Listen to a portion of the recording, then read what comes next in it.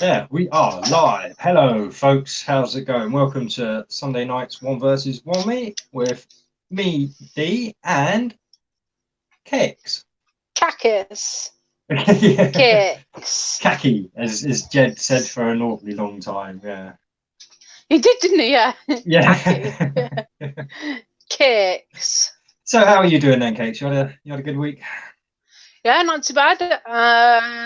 We have planted some shit. We have planted some more stuff. Chilled with the boy. Got Disney Plus. The boy. The boy. Oh, you got Disney Plus. So how are you finding it? Because I watched almost The Lion King. We watched The Lion King. And we're watching The Lion Guard, me and the boy. Yeah, no. As in I completed Disney Plus within about 2 weeks. So, yeah. Or anything that was worth watching for me on there anyway. Obviously, I didn't go back and watch everything. But... Fucking liar. You're sat there watching Snow White every night. I see ya. Although, to be fair, Mary Poppins is in my top 10 favourite films. So, really? I will not apologise for that. That is one of the most surprising facts I could have ever found out about you. Mary Poppins doesn't need... I hate it. I love it. Love it. It's like The Sound of Music. Absolute garbage. Don't understand why anybody would watch it. What have you been doing? Gaming. I've finally finished... I've got the achievement I wanted in permadeath mode on No Man's Sky. So, yeah, I got that about an hour ago, but I was telling you that just before we started. But apart from that, not much. Yeah, I've not even been doing the resin.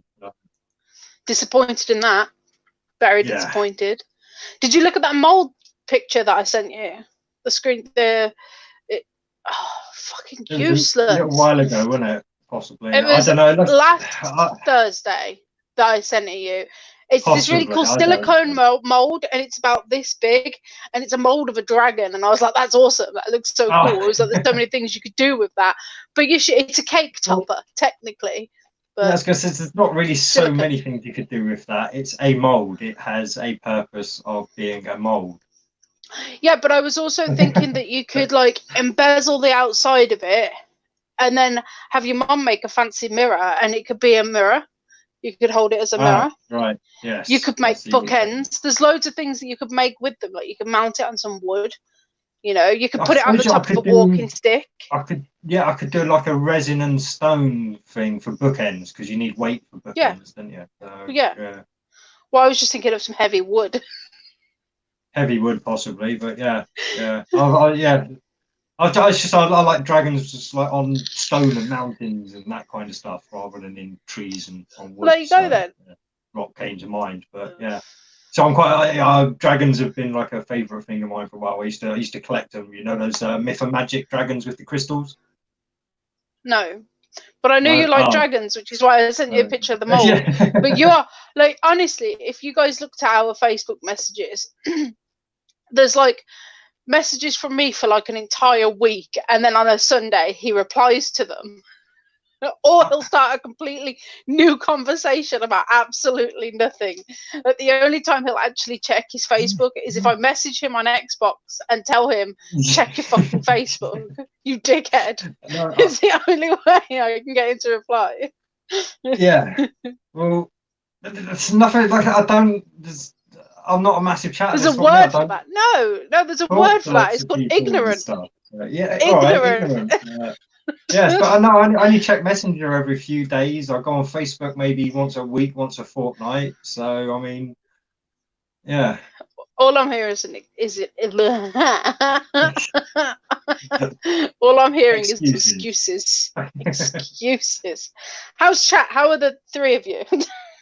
Yes, how are you three? How's Vlad, Jed, and Sunspread? How are you going, guys? All three of you. Wow. Amazing. I'm losing the PC, I think, possibly. Yay. Yeah, it's going. That's fantastic. It's all right. It won't affect me because I'm on the phone. So. Well, you'll need your video though, won't you? Right, yeah, I'll need to play the video in a minute because obviously that's like I messaged Cakes this morning after 6 people sharing that video on my subs. So it's now the most shared video I've ever seen on any of my subs. So I thought I'd put my opinion on it across. So, hi guys. Let me just reset. Hello Joe and hello Chris. Joe says, D, you sound like a fine gentleman. Some spread and Jed both say all good here. Eh? And then Chris says, hello wankers. Hello mate. Yeah, that's more like it.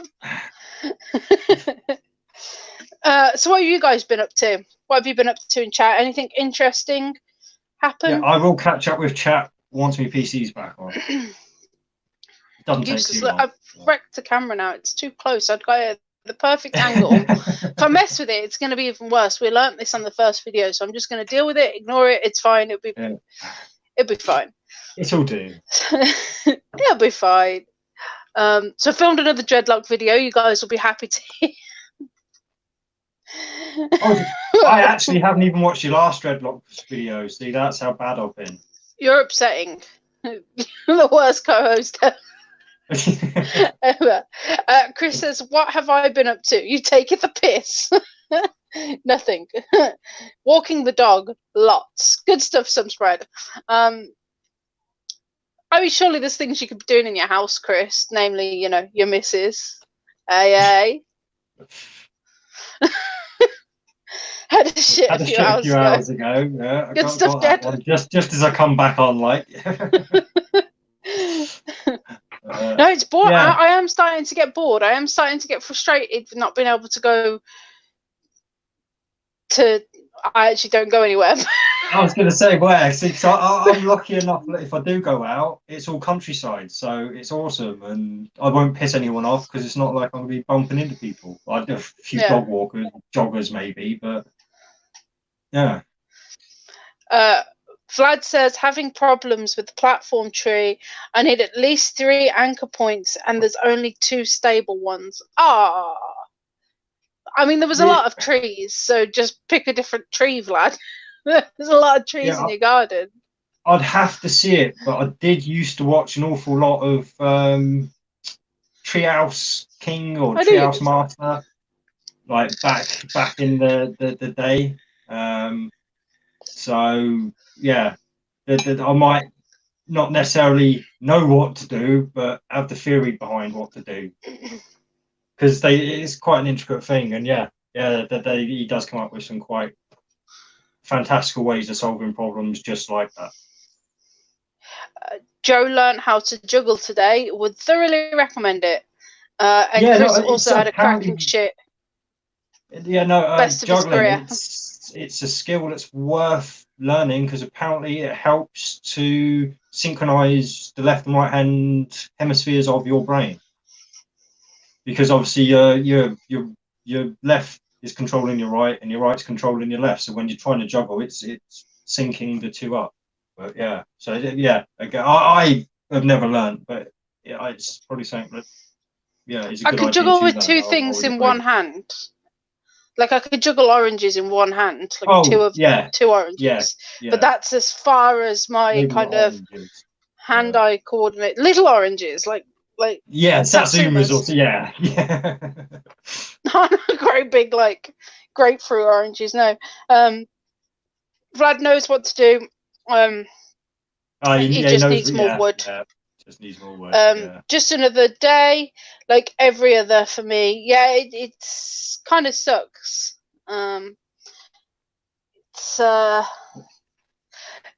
It's not having the ability to go and do what you want to do if you wanted to. Like I don't normally go and do things, but knowing that I can't go and do things is making me want to go and do things. Yeah, I kind of mentioned this a couple of weeks ago, I think, when I was saying like it's people are realizing now just like what enslavement really is. It's not necessarily not being able to do stuff, but it's knowing you're not able to do stuff. And crazy stuff. That's yeah. Oh, so I'm feeling a bit. You lost your computer again? No, but I've lost that video because I had to do a restart, so I'm gonna have to find that video again. And again, I don't want to pick any of the channels that I'm sub to, so I'm just going to try and find it again. Oh dear. But yeah, so there's quite a few things that I want to go and do, but I can't do them. So it's like, but you guys are all feeling the same, and I'm kind of getting frustrated with Facebook again. I know it was last week, but people keep going on being like, we're not going to be safe until there's a vaccine, and I'm like, like, if I came out and wrote on my Facebook right now saying I'm not having the vaccine, if a vaccine comes out, I'm not having it. Like, I swear to God, I'd lose so many friends. Like, well, don't. This is what I mean. This is right. I will. I'm right. This is something as well. I will try and get worked on. I need to maybe collaborate with some people, but I want to get this like disclaimer form sorted out, so nobody has to refuse a vaccine. Basically, there's like no doctor will be willing to give you a vaccine. Basically, it is the way I want to make it. Because obviously, when it comes down to mandatory stuff and all that kind of stuff, then as we've seen, like it's just, it doesn't really work to fight back like that. So you've got to be sneaky. So, like I said, I want to come up with some kind of disclaimer that no doctor's going to sign, basically. Yeah.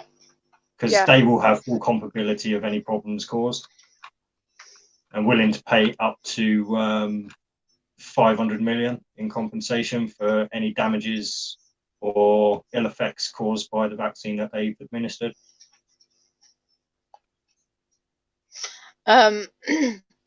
Paul says I need to.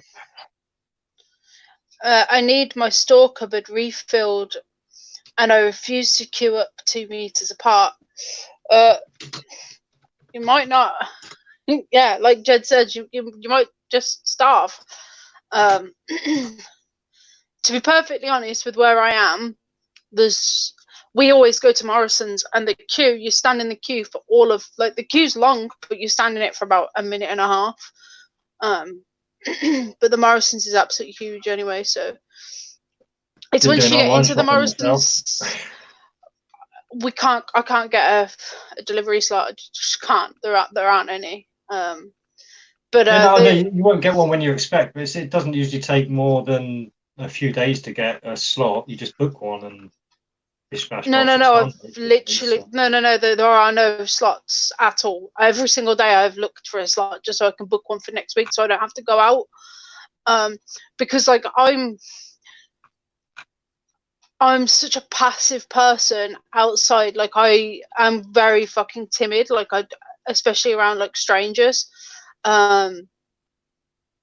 So I'm so worried that, like, I have to make Dan walk in front of me when we're walking around the shop, because if I get too close to somebody, I'm scared that they're going to turn around and shout at me. Because I'll just break down in the shop. I will just be a mess on the floor because I'm a little pussy. Like, I don't want to be shouted at in a shop. And Brummies are, and the Morrison's we go to is in Birmingham. So even though I'm in Solihull, the Morrison's we go to is in Birmingham, and like, Brummies are fucking scary. So I don't want to be started on in the shop. Yes, mother. Could be open Wednesday. Huh? Could be open Wednesday. Why?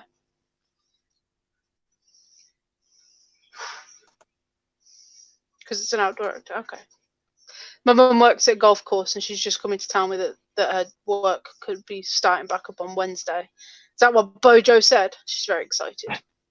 We need to give my mother a minute because she's like fist pumping in the air right now. Yeah. Well, so as of Wednesday, there's no fear of corona then? Well, for outdoor individual sporting activities, yeah, apparently. Even though my mum works in the kitchen, so, because, she's a woman.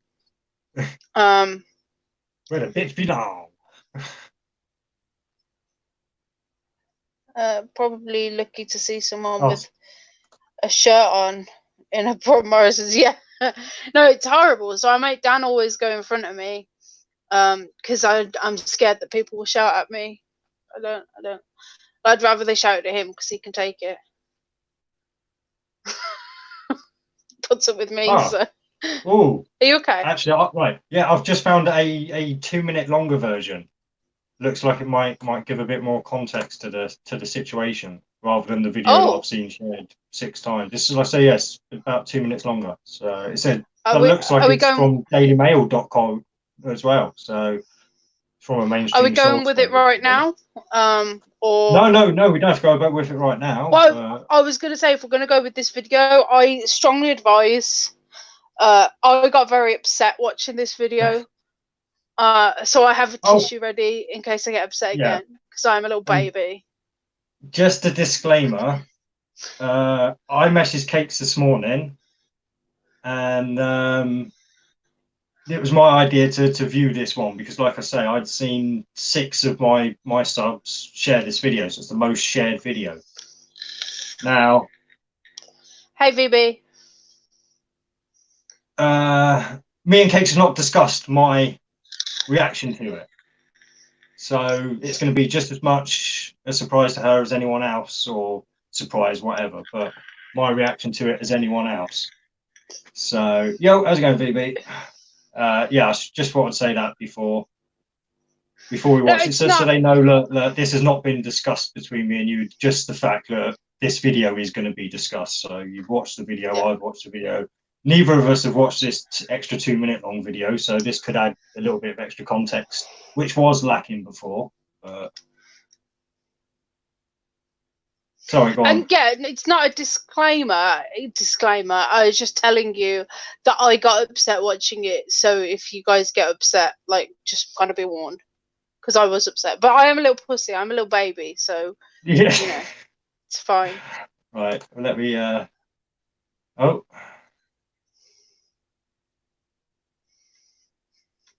That's right. I've got a warning saying that apparently Chrome has an issue sometimes with screen share, and if it crashes, use Firefox.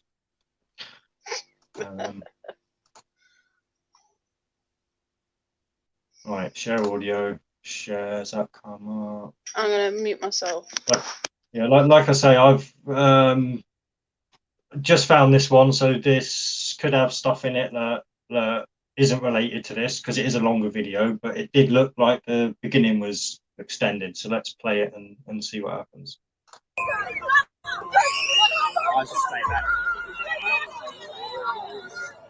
It's starting from the end.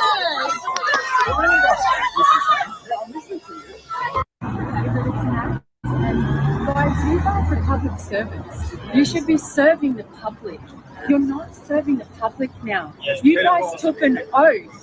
You took an oath under the constitutional law to defend the public. You're not doing that. You know, I don't know how you guys can go home in honour tonight and try and infringe me with the notice, which I don't consent to, because we're doing nothing wrong. You guys should be here holding the signs with us, defending us. So I don't consent to what you're doing. Look at this. Okay? I don't consent. We're acting safely. We're not acting in aggression. So I do not consent to giving my name. There is no name to give. Exactly. Am I under arrest? Am I being detained here? No, I'm just trying to speak to you. Thank you. Okay. Thank you. So I'd like I'm to not listen- under arrest, am I? You are I'm not not under being arrest. detained. I I'm am- free to go. I am asking for your name because I do believe you're committing an offence. Do you understand I'm that? not committing a crime. I'm being detained. I understand. Am I being detained? No. Thank you. Have a beautiful day. Thank you for. I hope that you're all here supporting and caring for us. Maybe you guys can carry a sign too. I'd love to. Okay. I am going to be asking permission to arrest you. Okay. I In do relation not to the consent. I understand that. I do You not guys consent. just keep deep down. So have a beautiful day. Sadly, Thanks. you have to do this. Thanks very actually. much. It is Shame because that it's our these guys rights. are doing their jobs and look what they have to be. Yeah, I have to. And this is what I'm teaching them. I go to sleep with honour at the end of the night, with honour, knowing that I've defended my rights. I'm here fighting for not just myself and my kids, but for your children too. So thanks, guys. Have a good day. I'm gonna keep walking. Fantastic. My son's with me. I am not under arrest. Why is she under arrest? You need to get your Why is she under arrest? Can you grab the chest? Can you grab the picture, please? Immediately. Why is she under arrest? Why is she under arrest? Why is she under arrest? Why?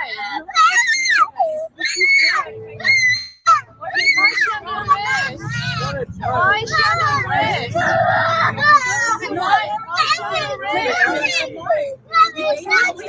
is she under arrest? Why is she under arrest?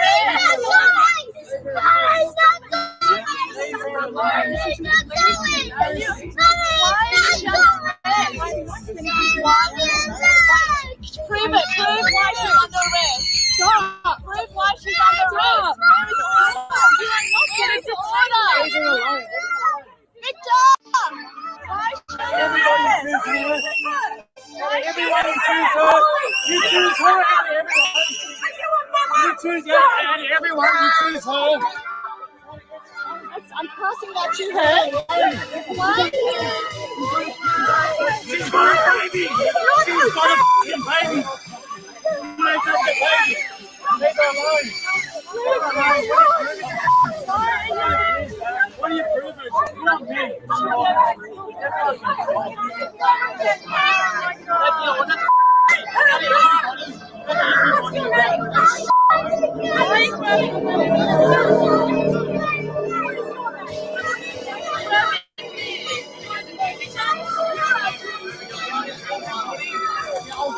Tell everybody they've got a woman with a title. Tell everybody this is f***ing shit. This is shit. Tell everybody they've got a woman. She's not done anything wrong. She's not done anything wrong. Come on, be reasonable. Come on. Let her go. She's done nothing wrong. What has she done? Look what you're doing, man. What has she done? What has she done? You are not. No, I'm not. I'm not ground. I'm not ground. I have nothing to say to you. You're scaring my son. What offense has she done? Away from me and my son. Move away. Me and my son. She hasn't done anything. I shall fucking go. No, you I'm not fucking going to I don't know his son. That is his mother. He needs to be with his mother. Come on. I just stay back. Oh my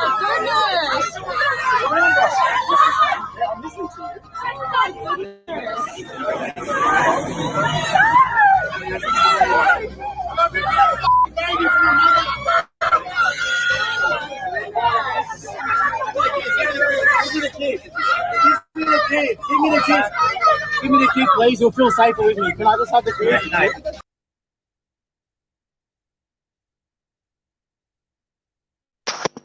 Yeah. Breaks my heart, man. Well, that's it. Are you mad? Are you sad? This is the thing, and I'm angry. Like, I'm annoyed. Yeah, I mean, I'm a bit annoyed with the video. Bitch takes a fucking kid on a protest like that, eh? What a sick fucking whore would use her child as a shield like that.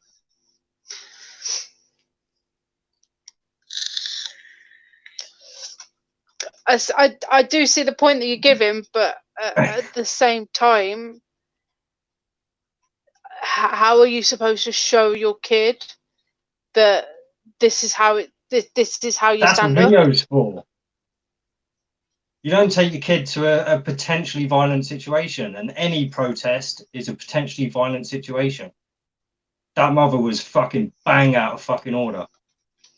She should never have had her child in that situation in the first place. She had many, many opportunities to have her child with her in the back of that van. Instead, she decides to kick off and try and fight against the police. She's apparently supposed to know her rights. Yeah, well, she knows her rights, then she knows you sort that shit out after the fact. What you don't do is to resist arrest.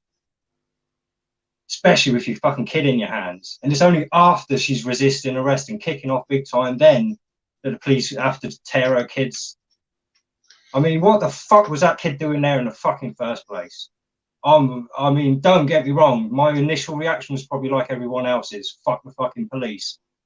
But then my head settled and programming got kicked to the side for a second. And, whew, yeah. What kind of sick fucking bitch puts her kid in that situation?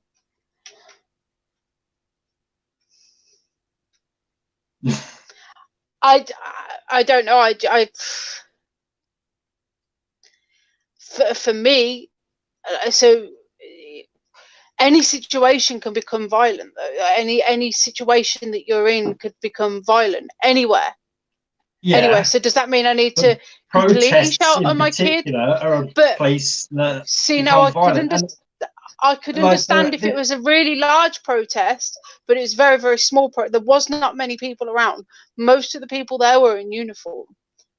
Oh yeah, yeah. That's their gang warfare. That's how they work, the police. Yeah, and don't get me wrong. I mean, that was a shit situation all around. All I'm saying that was completely set up situation. You could tell that woman was done up to the nines, like fucking boff, trying to look her fucking best. She was there for a fucking social media fucking glory hound fucking moment, and it backfired on her in a big fucking way, and she had a little fucking kid involved.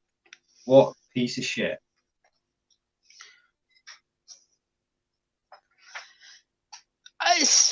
I am shocked. I told you I'd probably fucking shock you tonight, but I am shocked at your opinion on this. I really am. Like, I honestly expected you to back the protesters and not the police. Like, why? I don't understand why you're back. I'm all for rights, but when you try and fight those rights with a child in your hands as a shield, because you hear her say many times, "I got my kid here. I got my kid here." Like, they can see the kids fucking there. They're not fucking blind. I mean, yeah, what law has she broken? Someone who's supposed to know her rights, pointing people to the Magna Carta and all this fucking shit. Like, if you know your fucking rights, you know you don't resist arrest. You go along with it. You take them to court fucking afterwards. That's how it's dealt with. Because if you try and resist, it always ends in violence. But it shouldn't. No, as far as we can see from that video, and that few-minute clip at the beginning was a lot more context than we'd had earlier. I don't think she didn't break a law. No, it didn't look like she had. So why is she being arrested? I probably would do the same thing in that situation. I'd want to resist, because look at how many times she asked what she's being arrested for. They didn't tell her. So they're breaking the law. You couldn't hear it because everyone else was talking. I mean, you could barely hear what that policewoman was saying most of the time. So you don't know why she was arrested. That bit's actually edited out again. So we've lost context. So we're all reacting over something where we just don't have the information for as well. And this is another point of mine, like the reaction. I mean, yeah, it's a fucking shit thing that happened. I know it shouldn't have happened, but we all know we live in an unjust world. Why would you put your child in that fucking situation and then fight against it, using your child as a shield in between you and police? For me, like, it didn't.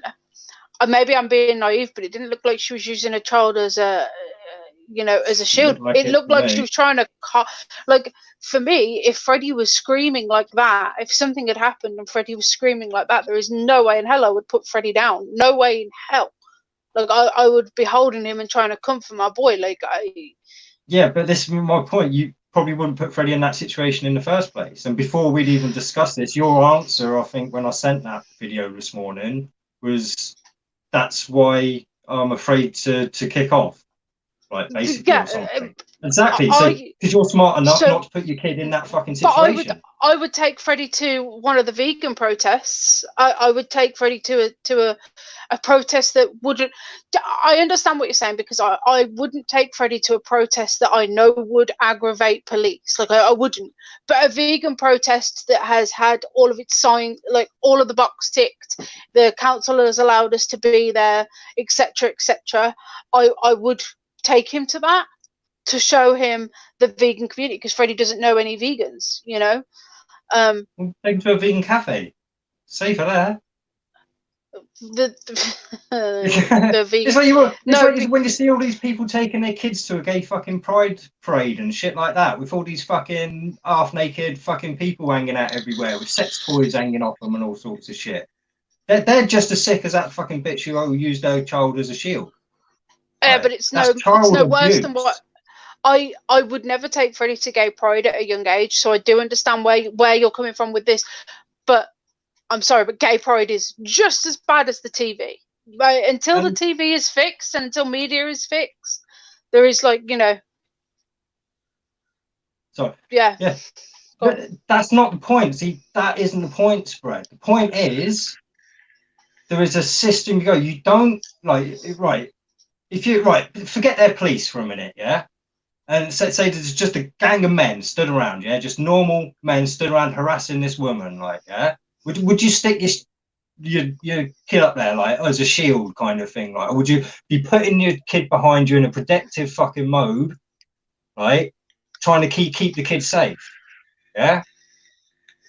Because when you're in fear mode, you're not just thinking police, you're thinking I'm under attack, I'm under attack, I'm under attack. So this person decided to put the child in front, between, yeah, not in protective mode. No, it was the kid was on her hip, one leg each side, as if she was trying to get away. On the front, that's the way anyway, that I used to walk with. But anyway, my point is so bend over and take it. Unfortunately, yes, when your kid is at risk, you bend over and you fucking take it, and then you do something about it through the legal means that are out there for all of us to do.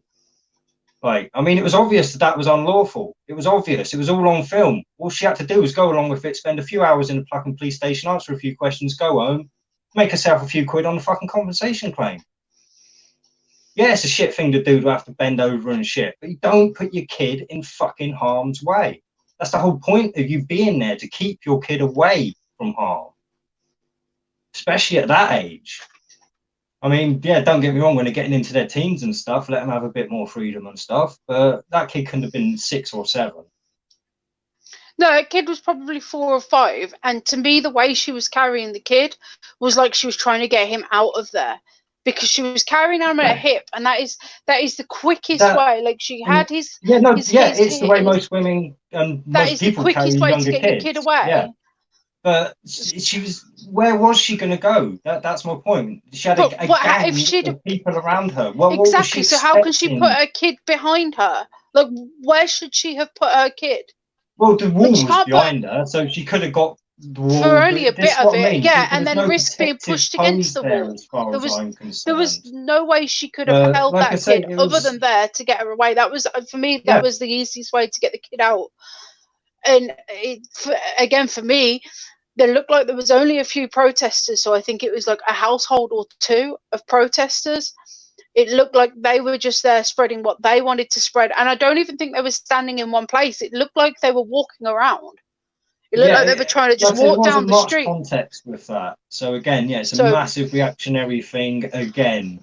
Like, but I was just surprised how many people had shared it and hadn't picked up on the point that never should have happened.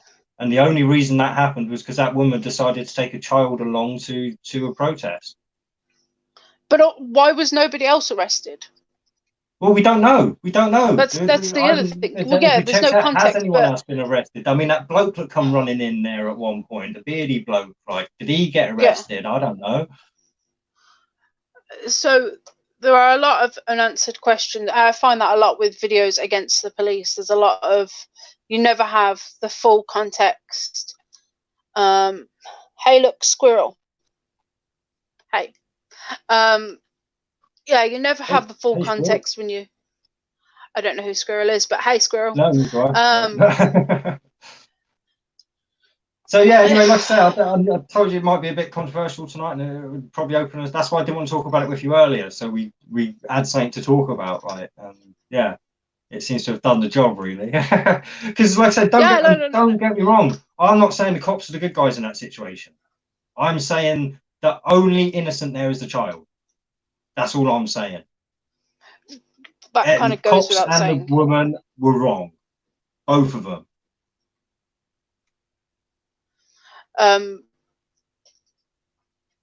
The other thing at the end of the video, yes, the cops shouldn't have given the kid to a stranger, but how did the cops know? Look, for all the cops knew, another parent could have been there. You know, the dad could have been there, or that other woman behind the. Actually, on the video I've seen, there is a point where somebody offers to take the kid, and they said, "No, we can't just give the kid to anyone." No, I know that's what I'm talking about. Is the police officer says we can't give the kid to anybody, and it's like, well, why aren't you checking who's there? Like, there's enough of you. You're holding back the crowd. Find out the credentials of the people that are there. Find out if one of them's the dad, or go and ask the fucking mom. And all I'm saying is, if the woman had kept her cool and played along, none of that would have fucking happened. Yeah. Like kid would have been safe, maybe a little bit upset having to go in the back of a police van and stuff, but certainly not traumatized, because that kid is now traumatized for life. Like, there's no two ways about it. The way that kid was kicking off, that kid now has a traumatic life event under its belt. Yeah. Cabbage says people who use their children to make points don't deserve sympathy. Police were still wrong, but she shouldn't put her kid in that situation. Yeah, perfect. Thank you, Cabbage. That's perfect. That's probably more concisely what I wanted to say. Yeah. I agree if it was a much bigger protest, but I just think it was you could see that it was from the context we have, it looked like a small protest. So I don't really see much of an issue. I probably wouldn't do it with Fred, just because that's the kind of thing that would aggravate police.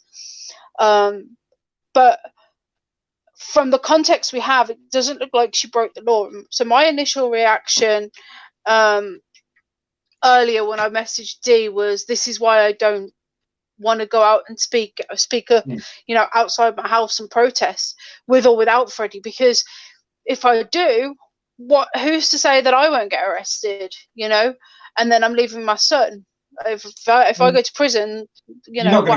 Like I say, there's no going to prison. You'll go to a police cell for a few hours. They'll let you out, and that's it. Like, I mean, it's not like you just go to the police cell and then straight to prison. Right? Especially unless you kick off like she did. I wouldn't be surprised she gets resisting arrest, maybe even assaulting a police officer, because you see her put the elbow in a few times to that copper and stuff. So, I mean, yeah. Yeah. Squirrel says, I enjoy the show. I come by, listen and lurk, drop a thumb and a tweet it from time to time. That's all. I'll chat when I have some time. Awesome. Well, you're always more than welcome. Hello. Some spread says police tasing a man at the garage in front of his child was bad. I haven't seen that. Yeah, not seen that myself. There. D, or they say you have the virus and keep you. Well, you're right. Yeah, now fair enough. Nowadays, yeah, they've got the virus, obviously, but yeah, imagine a lot will change. Yo, Mick, how's it going, man? Hey, Mick. Don't get me wrong. In that particular situation, like I say, there was wrong on every single side. The only innocent there was that traumatized child. Right, that's as far as I'm concerned. But like I say, I'm sure I'll get some shit for my opinion on this, because obviously a lot of people want the police to just be the bad guys and everyone else to be okay and good and just and everything. But I'd say I can't even find any justification for taking a child to a protest in natural law, right, or common law, as some people like. You wouldn't have to protest in natural law. Well, no, if everyone lived by it, no, but yeah, no. Well, I should have said common law the first time, because it was the do no harm, cause no loss, don't misrepresent, basically. And unfortunately, when you're taking a child into any kind of inflammatory situation, you are causing harm. So, which she did. Like I say, that kid's never going to be the same again after that. I think kids are quite resilient.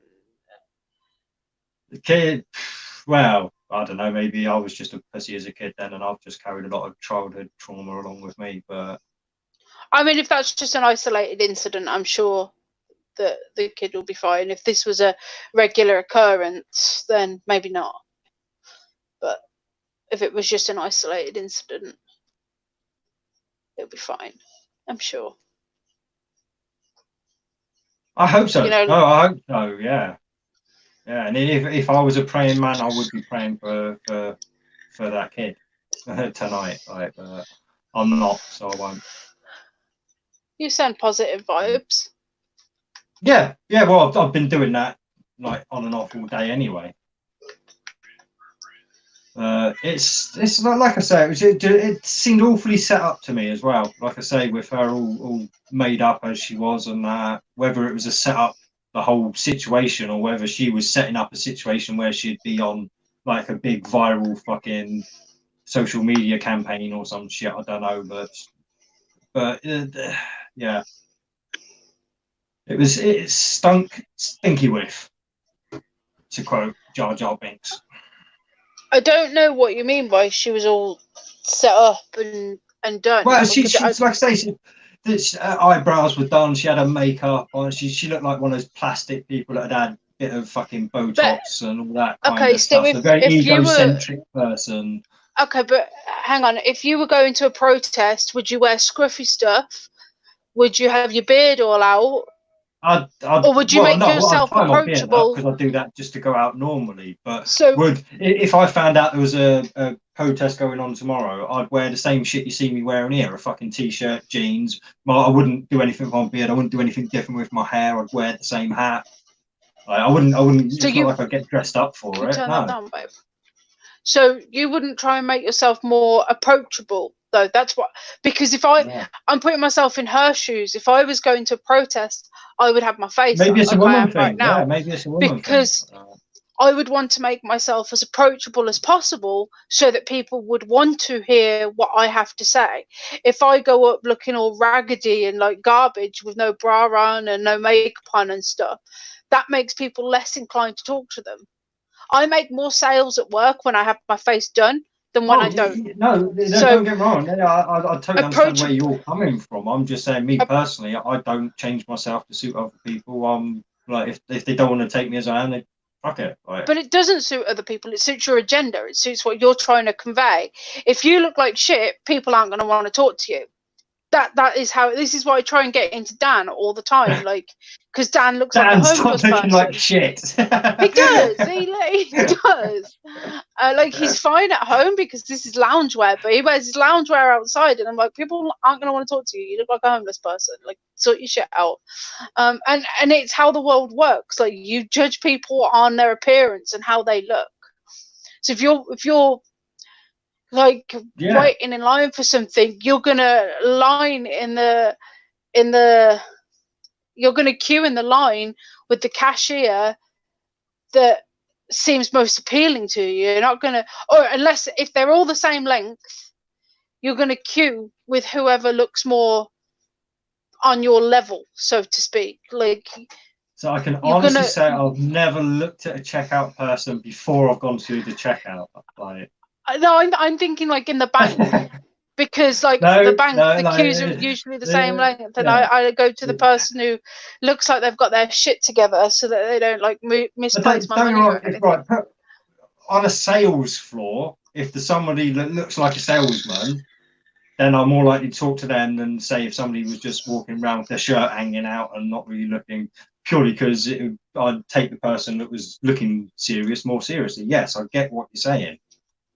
All I'm saying is that's not me, and I would think a lot of people who have the protest mindset wouldn't really be worried too much about appearances. Be more worried about the message, getting the message across and stuff. And you're right. But you're not. You are right. Yeah. Like, the appearance matters. I just don't think that a lot of people give too much of a shit about their appearance in those kind of circles. Yeah, see, whereas I would, if I wanted to go convey a message. Whenever I've seen protests, it's always just been normal, everyday people. It doesn't seem like people have got dressed up for it and stuff like that. But do people ask you questions? I don't know. I've never actually been to a protest. Oh, okay. I've seen. Like I say, there's been no protest in my adult life. The last big protest in the UK, as far as I'm concerned, were worth anything, with a poll tax one. And then all they did was change the name from poll tax to council tax, and everyone went, cool, we'll go home and pay that then.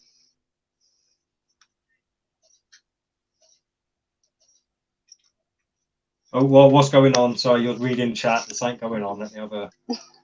It's just pay.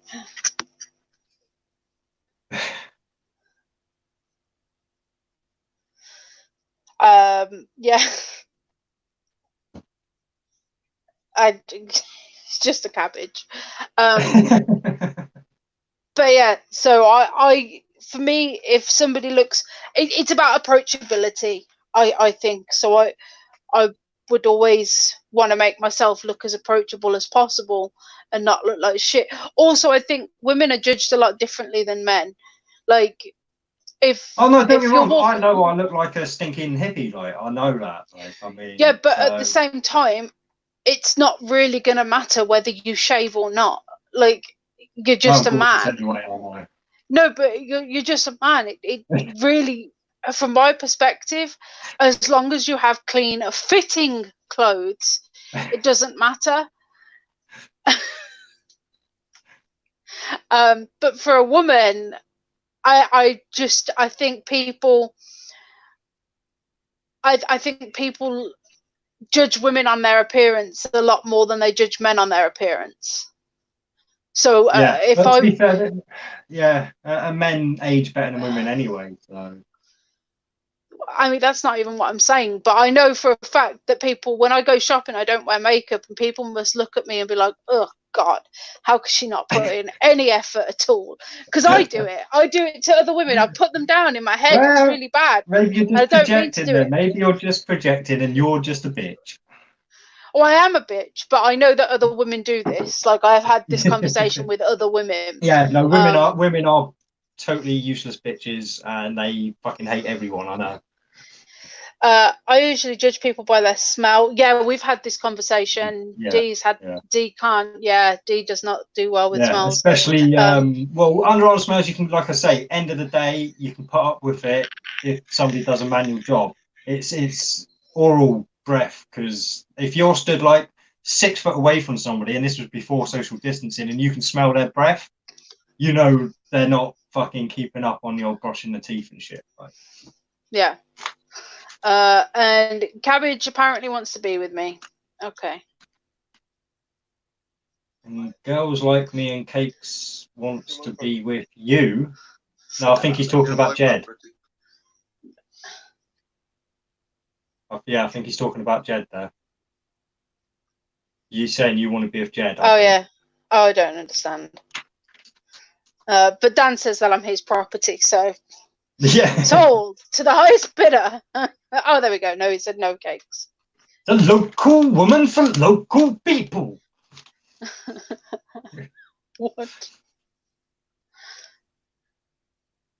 Trouser smells are the worst, though. Yeah, Joe. I don't go around sniffing people's trousers. Well, if it's just farting, again, that's a kind of a natural bodily function. As long as you're not in an enclosed room, you should just be free to let rip, kind of thing. But yeah, have a bit of respect if you're in an enclosed, non-air conditioned room. I'm gonna have to get you to say that to Dan later, because fucking hell, the other night we were watching Prison Break, and holy shit, that man stinks.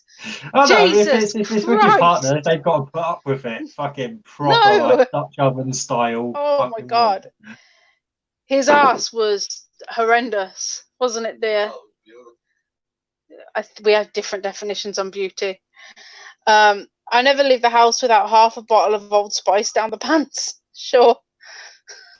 I don't know what Old Spice smells like. Did you want to drop the link? I imagine the old dick cheese can't be too appealing. So yeah, I imagine most people at least give their or most men at least give their private areas a wash most days. Surely. I like to think they do. I was even generous then and said most days. Most days. Pull up the duvet covers and lock them in. It was really hot the other day, though. I couldn't. It's still quite stuffy now. I mean, the wind picked up earlier, but it's calmed down again a bit now. My curtain was blowing out. It was so windy. Yeah, it was crazy. Yeah. No, because my Xbox is basically acting like a radiator at the moment anyway. So even if it got cold, I'd still be roasting hot. So.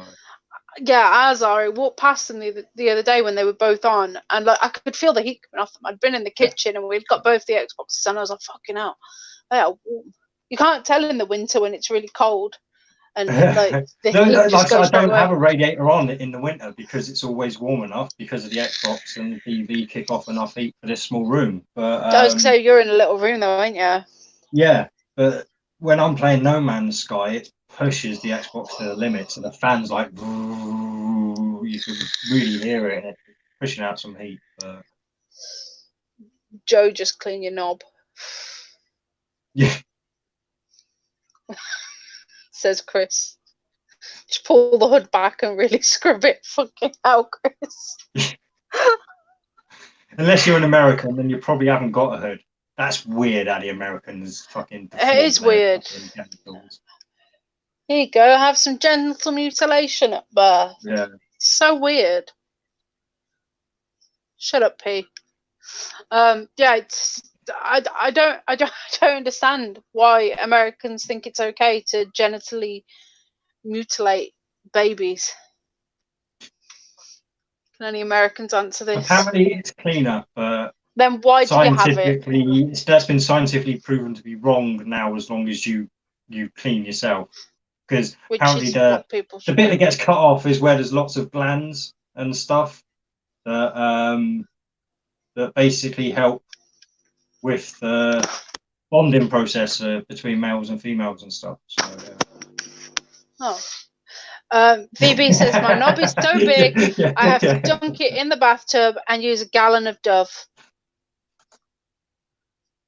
Yeah, you know he's using Barbie's fucking bathtub just to make it look big.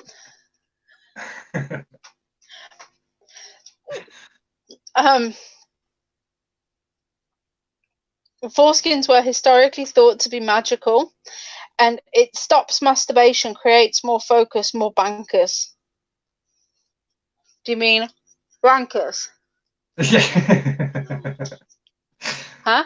Yeah. No. He said well, it no, does seem to be a bankers, Jewish thing, people as they for apparently such a small Jewish population. It does seem to be that most Americans are circumcised. Yeah. Weird. And they think, they actually think it's weird not to be circumcised. A lot of the people that are. Yeah, I'm pretty sure. So that's how deep the brainwashing goes. Like you've had some of your cock chopped off, but now it's weird for other people that haven't. Right. It was made popular by John Kellogg, who also pushed veganism to kill male sex drive. Right, yeah, because Kellogg, the guy who came up with cornflakes and stuff. Yeah, there been a few films made about it and stuff. But he was a weird fucker. Because cornflakes were apparently made. Apparently, this could just be movie fiction, to kill the male sex drive and stop you wanting to wank. Yeah. I have never heard anything about veganism killing the male sex drive. Makes your penis fall off. You live like pretty vegan. In fact, yeah, 99% of your meals since we've been in lockdown have been vegan. Yeah, no, my penis is You've still got a fucking high sex. No. So we know. Man still has a high sex drive. Vaginas everywhere. Just like who was it? Which one of them was it? Kyle. It's Kyle, I think, from South Park, who starts growing vaginas everywhere. A skinless member and a pair of tweeds must be agony. Seen a video where the old guy bites the foreskin off. There is one benefit of having a circumcised penis that I've heard of, and that's that you're less likely to be able to catch HIV or AIDS, because when you before if you don't have it cut off, the skin remains quite thin and it allows the virus in. Whereas if you've been circumcised, it toughens the skin up and makes it thicker, so the virus can't get in. So I think that's about the only benefit that I could think of. Okay. Vlad said they took the best part of me. Yeah. Poor Vlad. Yeah, poor Vlad. Yeah, the first cut is the deepest. Yeah. No, I don't. Drop the link anyway, Chuckles. You didn't drop the link. Yeah. Yes, we've got probably like 75% English, 25% American here. So I imagine all of the Americans are snipped, chopped off. Ugh. I mean, I can't really talk. I mean, I've had a vasectomy, so I'm not really a man anymore. At least I still have the whole of my penis. But you still create, little soldiers. So I don't see how it makes somebody less of a man. I was just going with the jokey side of it. Oh. Okay. All right then. We have Vladimir. Oh, it's in his tree again. Oh, look at that sky. I'm on the ground. I was gonna try to. I forgot you can't zoom in on this. God dang it!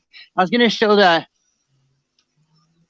show where I have those 2x4s at. It's way up there. I think I can kind of see. Right yeah. Just at the tip of your finger. Yeah, that's where I was looking. Yeah, so you can kind of see. I have five 2x4s up there now. Let me. Pick on full screen there. Yeah, right there. Right there. So yeah, it's about 60 feet up. So you're basically at the base of the bell end of the tree. Oh, I gotta stay real quick. Oh, go on. Here we go. Check this out. Watch. Check this out. There's a bird right here. It's got a nest. That's how close I can get without falling. Oh, it's feeding. It's feeding the birds right now.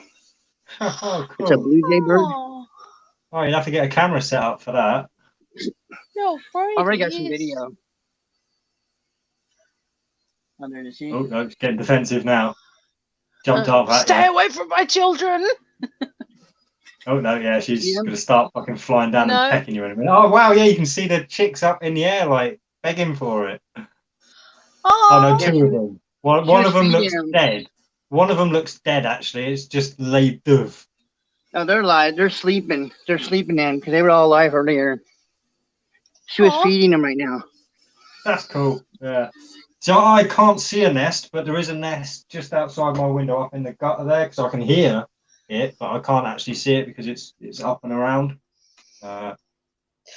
So I'm just going to quickly catch up on chat for Vlad's benefit. Oh. Chris says, drop the link. Vlad can tell us about his knob. Yeah. And then Chris said, life out the hood. And then Vlad put, Validation Boy put, Vlad's knob, Vlad's knob, Vlad's knob. And then Validation Boy followed up with, I'm 100% American. American.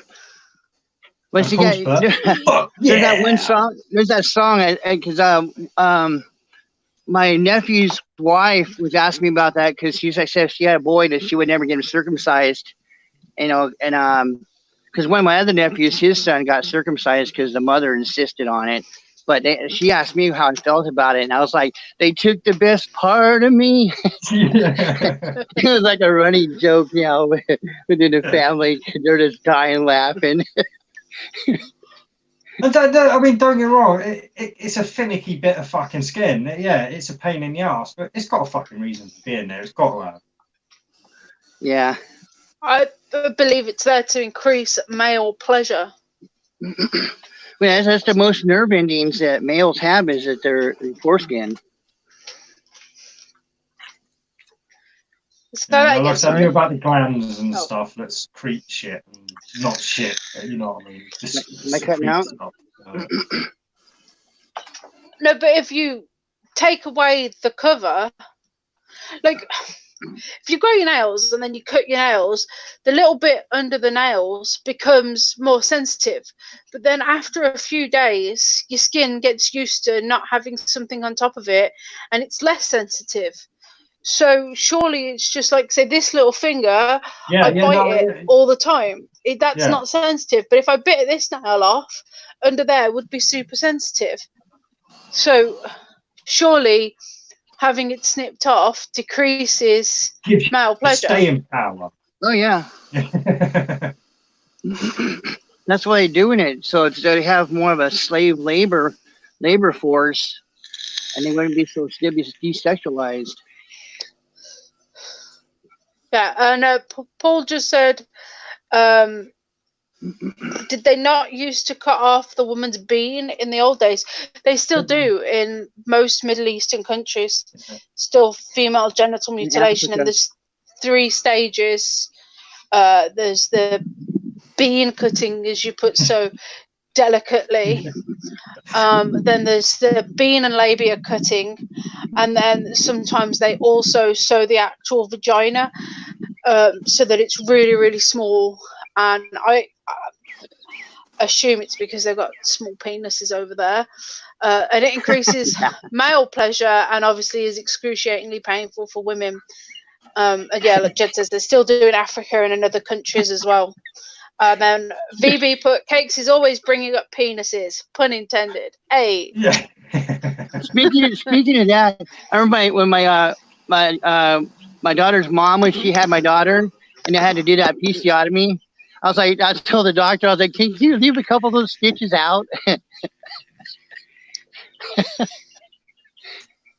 You don't get it? Terrible. I'm shaking my head in disgust, man. Terrible. Should we go and get you a Barbie's bath time playtime thing as well? To make you feel like VB. With his Barbie bath. Oh, geez. Yeah. Can't with you folks. So what you been up to then, Vlad? I was waiting for it to stop raining here so I can get up in that tree. I got up in the tree this morning, and it's just there has to be at least 3 points, and then the closest one is getting me about 6 foot. So I'm gonna have to get some more 2x4s in this and redo where I'm gonna have the 3rd point's gonna be from. Because it's got the forking. The fork I can have the 2 points, but it's gotta have at least 3 to have at least a triangle platform. Yeah. I won't be able to have a square one, but at least a triangle. But I have to go down further than I expected, since I'm up there now and seeing what I got. I'm like, oh crap, this isn't long enough. So I basically had some square or spare 2x4s and stuff I was going to use. I haven't really bought anything yet. It's just stuff I had here. So working on that, cleaning the yard some. The fucking mower quit. I changed everything on it. I don't know. Let's give me something simple. I don't know what it is yet, though. Did you say you got to sit on one for your mum's? Did you, or was? Huh? You got like a ride-on mower, and yeah. Yeah. I'll show it to you real quick. Yeah, that's one of those John Deere ones. I mean, I changed the oil filter. So that's one like that. Yeah. The only thing I haven't changed is the fuel filter, but the fuel pump. Hi, Vic. I don't own a lawnmower. We have a man. He comes and cuts the grass. Oh my God, you are fucking so posh. We have a man. We have a man. We have a man. The man does it. It's called Tom. It's very nice. He had a dog, but the dog died, which was very sad. The dog used to sit in the back of his van with the lawnmower and wait for him. But yeah, we have a man. Oh, that's something I heard the other day. Oh, yo, Rocker Gaming, how's it going?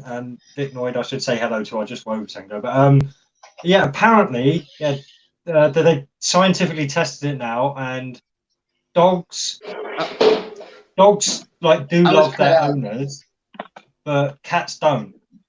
Yeah. I didn't hear anything. You just cut out for about a minute or so. Dogs like their owners, but cats don't. Yeah, dogs actually love their owners. Like they feel love towards their owners and people in general. But cats don't. Yeah.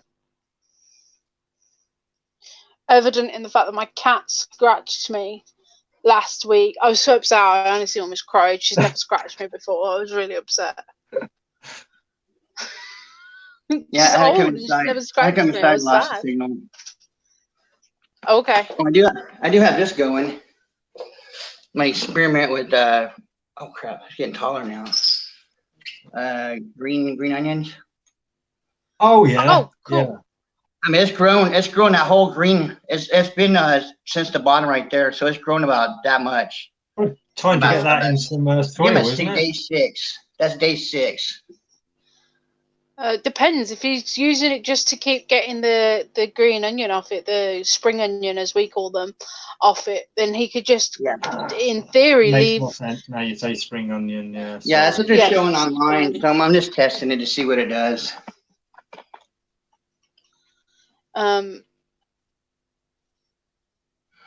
Joe says, fun fact, the clitoris of the female hyena is so large it's hard to distinguish from a penis. Well, that's because I thought most hyenas were hermaphrodites. And it's not necessarily just a big clitoris. Apparently, in some cases, it's a functioning penis. Oh. Again, that could be a movie fact that I totally got wrong, but... Yeah, because that's one of the animals that the transgenders chuck at you a lot. Oh, really? Yeah. Why are we looking at why? Yeah, you can change it. Oh, where's my face? Sorry. There we go. Come on. Sorry. My garlic's massive, by the way. The garlic now in my garden is like this tall. I'm very excited about that. Oh, that's cool. Because, like, in theory, if I can plant enough garlic, I'd never have to buy garlic again. In theory.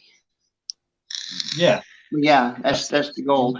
You'll be giving it away, basically. Like, it's not that you'll never even need it again. You'll have so much. Yeah, you have to... Oh no, we use a lot of garlic in this house. A lot of garlic. So that's the thing with me. I think if I needed to like grow my or started growing my own food, like there'd be so much I'd chuck away. It's almost not worth me growing it. So why? Why wouldn't you just grow as much as you need?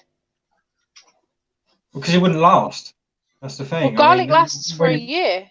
Yeah, all right, garlic would, but say potatoes or something else, like something that's not going to last a whole year, if you know what I mean. Then you stagger your harvest. You stagger your planting to stagger the harvest. You can't always for a lot of stuff, because if it rains too much, it rots out. And obviously, we know we get an awful lot of rain here. So I mean, correct me if I'm wrong, but you eat all potatoes, don't you? Well, I eat potatoes, yeah. So no, but you eat potatoes in every way, like roast, boiled, mashed. I don't really like them boiled, but yeah, I'll eat them boiled if there's some fucking butter there. So you could chop up all of your potato. If you have a surplus of potatoes, you just store them. You can either preserve them in jars, you can pre-mash them, and then scoop it out like ice cream in an ice cream tub.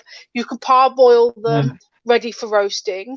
Like, there's so many ways that you can preserve your own veggies, because this is what I'm looking into now. For if we have a surplus of something and I know it's not going to last until blah blah. I'm just picturing the size of the freezer I'd need, like, and where I put it. So potatoes, for example, you can stagger I'm not potatoes. just trying to make excuses here. Like, I mean, I'm literally just too fucking lazy to do it. It's that simple. Like, without any excuses, I'm just too. Oh. Yeah. Because I mean, like, oh hey, VB. Hey, cats are like women. They only love you when they need you. Yeah. Yeah, the rest of the time they just want to eat it. All you have to say. And then he disappears. Mic drop. That's that hit and run VB. Yeah, went completely out. Amazing. Good stuff, Phoebe. But yeah, no, I mean, for what I've done, like, I have sown tomato plants like every 6 weeks, so that I know that I will have a harvest of tomatoes, and if I have extra, then I'll be canning them in the form of passata. Yeah. Why are you shaking your head at me? Tomatoes. That's like, I mean, all right, I'll eat canned tomatoes and stuff if it's in a chili and that, but yeah, I'm that's really why I'd fucking be picky about it. So. But that's what I'd be. See, now Dan won't eat cooked tomatoes, so I will completely be de-seeding them and blitzing them to make passata, because the passata will go in spaghetti bol. I don't use chopped tomatoes for like tins of chopped tomatoes for anything. Everything is always passata. If it's got to have a tomato base, it's passata.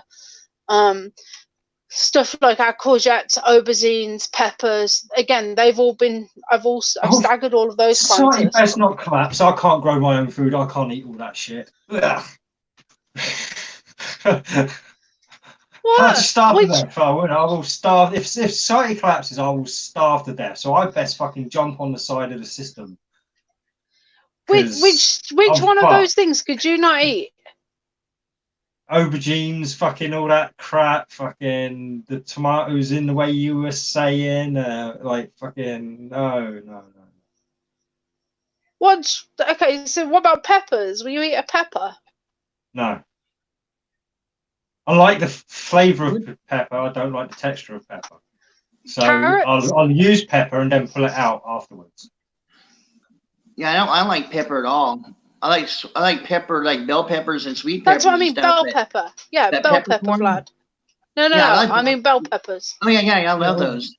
Yeah, all of it for me. It would be. I like the taste, but I don't like the texture, so it would have to be cooked with and then pulled out. So it's not like I'd ever have stuffed peppers or no. Yeah, carrots are fucking horrible. Parsnips. No. Yeah, those are good. I like. This is what me and you are fat, Vlad. Because we'll eat anything. Well, I hardly ever eat that. I hardly ever eat that. I mean, last time I had parsnips was probably about a year and a half ago. You know, we have parsnips today. But they're good. Yeah, I mean, I get them all the time. I made a leek and almond pie. No, I'm not a fan of pie. I don't like pie. Yeah, no. You don't like what? Pie. Oh. See, pie means quite different things to Americans, I think. Yeah, to be fair, yeah, this was like pie crust with like apple pie, cherry pie, blueberry pie, any kind of pumpkin pie. Ugh. Oh, well, this was a savory pie. Like pot pies, yeah, those are okay. I've been wanting to make. Yeah, it's like that, but without the beef or pig or whatever other animal you're putting in. Chicken. Oh yeah, no, I wouldn't do a vegan pot pie. There's no point in that. Oh, apparently I'm in quiche, but it was warm and without the eggs. No, quiche is egg. Oh quiche my is god, it's not quiche. Cheese. Yeah. I'm trying to think of other veggies. Because that's one way I actually enjoy cheese is a quiche. I don't mind. What about beets? Beets are good. I don't like beets, but that's only because my mum's allergic, so I didn't grow up with them. They're not something that I tried when I was a kid. Oh, no, so now they just taste like dirt to me. Like it just tastes like the mud. Really? Yeah, that's my mum's fault. I love radish. I love radish. Radish is great. Oh, hello, King Jed. Hello. Do you have an aversion to vegetables as well, Jed? I have them now and again. I prefer boiled like vegetables, like potatoes, onions. I prefer everything more boiled than raw. Mm-hmm. Yeah. I find raw kind of messes with my guts. Yeah, no. So, well, I don't think humans are supposed to eat loads of raw garbage. To be perfectly honest, I personally prefer mine steamed, just because I have a steamer and it means I can steam all of them on one hob instead of having 17 different pots. Yeah, but there's nothing better than like homemade vegetable soup when the potatoes and the carrots and they've been like stewing all day and they just melt in the mouth as soon as it like that's amazing. Like butter. But when you have when you have to put too much work in, like lettuce and onions, raw onions and lettuce. It's like fuck. No, to me the only time it's nice at the time, but then later on it's not nice in the toilet. To me, the only time that's acceptable is in coleslaw. Hey Jed, that's the reason I started eating raw vegetables, to clean my system out. Yeah. That's the reason I started eating them.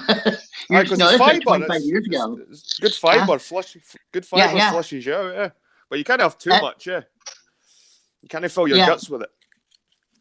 Yeah, I still only eat once a week. I eat them for 2 days straight, once a week, like once every other week, and I would just clean the system right out. Eat raw, because steamed it reacts differently, obviously, but it has to be raw, and it's really good on your bowels. Good cleaner. I don't know why for years I've like ate sweet corn and like every time you eat sweet corn, it's just the same when it comes at the other end. You see it floating in the toilet. It's like, why did I eat that? I like sweet corn, so yeah. So they are. The Tuna fiber. and sweet corn. Tuna and sweet corn's amazing. No, tuna. Fucking hate tuna. Like, I'm so confused Like as to cat what. food. How can you fucking eat it? Like, Oh, it's I'm nice, so confused as to what Dee actually fucking eats. Like, seriously, what? Frisps and Pringles and fucking. I had Whispers. 4-cheese pizza for tea tonight. That's not food. Like, I had it's food, but it's not. chili last night. I had burgers the night before. I didn't eat anything for a couple of days before that, and I think I had chili before then. So, yeah. You baffle me, kind sir. Your eating habits genuinely. Yeah, I'm definitely a carnivore, like more than anything. I can't help it. Like, it's just what I'm geared towards eating. As much as I hate the fact that I'm eating a live or once living animal. So that's not even my issue. My issue isn't that you eat meat. My issue is that I just eat what I crave. I just eat what I crave. If I crave sometimes I crave orange juice. Sometimes I crave fucking beef. I just eat what my body is saying fucking eat. Again. It doesn't. My body doesn't discriminate really.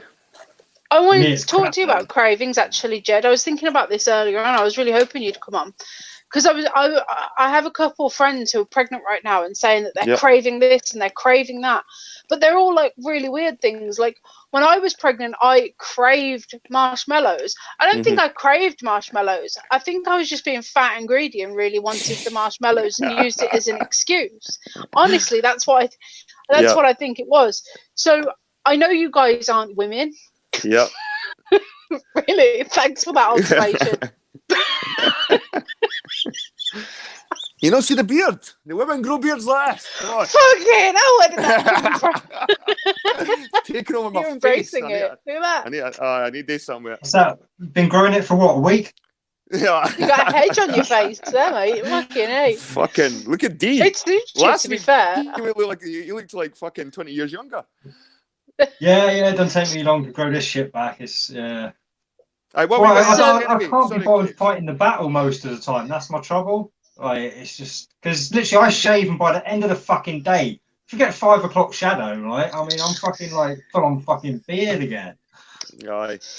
So, what do you think about female pregnancy cravings? Do you think they're because you can't be craving them because your body's needing that bit of nutrients unless it's a raw steak and your body needs the iron. Like I can't imagine. The weirdest one I've actually heard about from a real person, my mum. My mum apparently she always craved Heinz tomato soup with Kit Kats. Sure. And that's a pretty weird combination. But my ex, she just used the cravings as an excuse for me to go out and pick up loads of fucking munchies. Like so. Well, my mum, it was KFC for some reason. KFC chicken. It was like, but that was because I was born down London, and the KFC was actually a thing. Like, I didn't think it came up to Scotland till like about fucking. Hey, you was born in London, so you're not a true Scot. In London, man. I'm a fucking. Not a true Scot. Oh my fucking! This is a revelation. How can you be claiming to be king of fucking Scotland when you're born English? I'm the king of Britain, mate. I didn't want to break your feelings, but I'm the king of Britain. Yeah. I was born in Camden, man. Fuck, there you go. Wow. So what a revelation. If I was a professional football player, I could have played for England, Scotland, or Ireland. I'm like a multinational. But you're not, so you know. Yeah, but I'm not. I'm stuck in my house talking to you losers. Yeah. But anyway, what did you guys think about this clip that I've played? Like, and I mean, did my like reaction to it shock anyone, or is the it initial reaction? Your initial humane reaction is to feel defensive over the women, but when you get your logical brain on and look at and I really want to see some context to the video as well. It just doesn't seem that there was much context. It felt like 1 minute she's just appeared outside some building or a fence, and the policewoman's standing right in front of her with a book, like some book open, and there's not really any context leading up to that point. Like, she could have been there for 2 days, and the police are now worried that the kid's maybe starving. I mean, or something like that. There was no real context to it, so it's like, what the fuck? And if anything, the police dealt with it badly. They made themselves look like idiots, but the woman was a bit an idiot as well. It's like everyone just looked like idiots. It's like, fuck, is this what society's turned into? You know what I mean, just a bunch, because the police don't know really what to do, because I think they've got some kind of emergency laws, because these people that go out preaching about Magna Carta and constitutional rights, that doesn't mean a shit when there's emergency laws being put in. Those rights go in the window. Well, apparently the Magna Carta wasn't that like that's never really had much of a basis in law, because like about 20 years or so after it was put out, it was rescinded or something. Commons. It was just the creation of the House of Commons to King John to give more say to the common person. It was all fucking nobles. It was all rich motherfuckers. It wasn't even. It was like noble people. And they called it the Commons, but it wasn't the Commons. It was just the people below the royals. You know what I mean? And if it wasn't, it got taken over eventually by those, and now of course you got the legacies and shit. So, aye, but they always make out this Magna Carta as fucking the bee's knees and shit. I'm sure humans were more civilized fucking earlier on, kind of. Yeah, sure well, the Irish had a Brehon law. Cakes's Felly might know about this, but the Irish had a thing called the Brehon law, and it was almost like anachronistic in a way. Kind of like people just dealt with each other in a sort of natural way. You would like it actually, D. It was called the Brehon law, and it was Cromwell that kind of crushed it over in Ireland, because they had a separate law from the English, the Crown. They had totally different laws over in Ireland. And the English Crown wanted to take over their laws, and they sent Cromwell over. And the Brehon law was fucking amazing. It was almost like a naturalistic law. So this Magna Carta and all this shit, man, it's like it's sort of pushed in front of everyone as an example, like fucking the people getting their rights back. But I think it goes further back than that. I think the people have raised up against the rulers fucking for thousands of years. You know what I mean? No, yeah, and this is what I mean. I think this is the point now where in the past we would have, as a people, we already would have revolted. Yeah. And I think that's what's taken the wind out of me, is like nothing's happening, nothing's really going on, and the approach is all wrong. And people are too comfortable. People have got too much to lose. Like back in the day, man, what did you have? You had your fucking mud hut, and you had fucking what? And fuck it, I'm not gonna look at it. Life's shitty enough as it is. I'm not gonna live with like higher taxes and shit like that. Where people are just happy they've got their iPhones and their fucking YouTube, and this is why people are lazy. You know what I mean? It's too much luxury. Not even that, it's distraction. I think it really is. Like I say, you think when you jump on Facebook and you jump on YouTube and you have a good rant and a rave, like that takes away, I think, from you actually getting up and marching away, because you're venting your anger in nice little bits here, little bits there. So you're never really building up that steam of righteous indignation, if you know what I mean, to actually get up and do stuff. And because I find these sessions quite cathartic in a way. Like I get very wound up and rah rah rah, and sometimes triggered, but afterwards the next day I'm chill for a while and stuff. So yeah.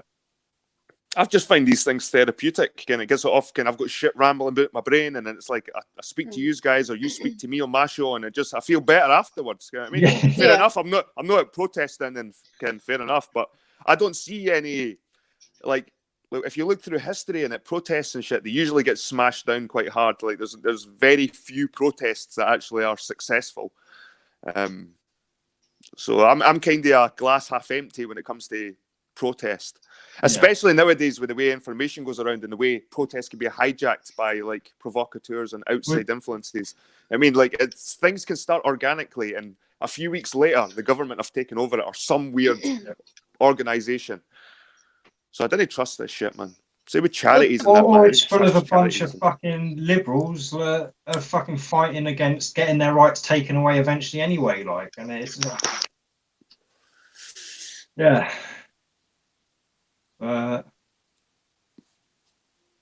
I don't know. Like I say, I hope I've not pissed off too many people. Like I say, no, man. I kind of agree with you. I can see where you're coming from, and I can see where Cakes is coming from, because she's obviously a female, and she's more inclined to be sort of tugged by emotions, and it's hard not to be tugged by the emotions watching that. You're watching a woman in distress, a child in distress, and it's hard for you not to take their side.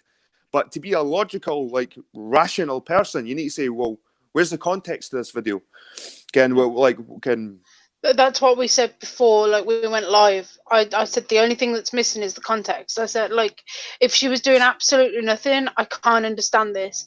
But if, for example, she's a known heroin addict and she's got heroin on her and this is the first time the police have seen her outside the house, then yeah, they have every right to take the kid off her. Well, a heroin addict's a bit extreme. Like I said, like, maybe she's been standing about the street too long, and maybe the police seen her and said, right, we'll give her a few hours, but she's got a kid with her. Can any longer than that? Can it's maybe like abuse on the kids? Well, can the kid should be home and fed, and he's. If you noticed as well, because that clip I showed earlier had a couple of minutes at the beginning like I hadn't seen before, and if you notice, there's a cut.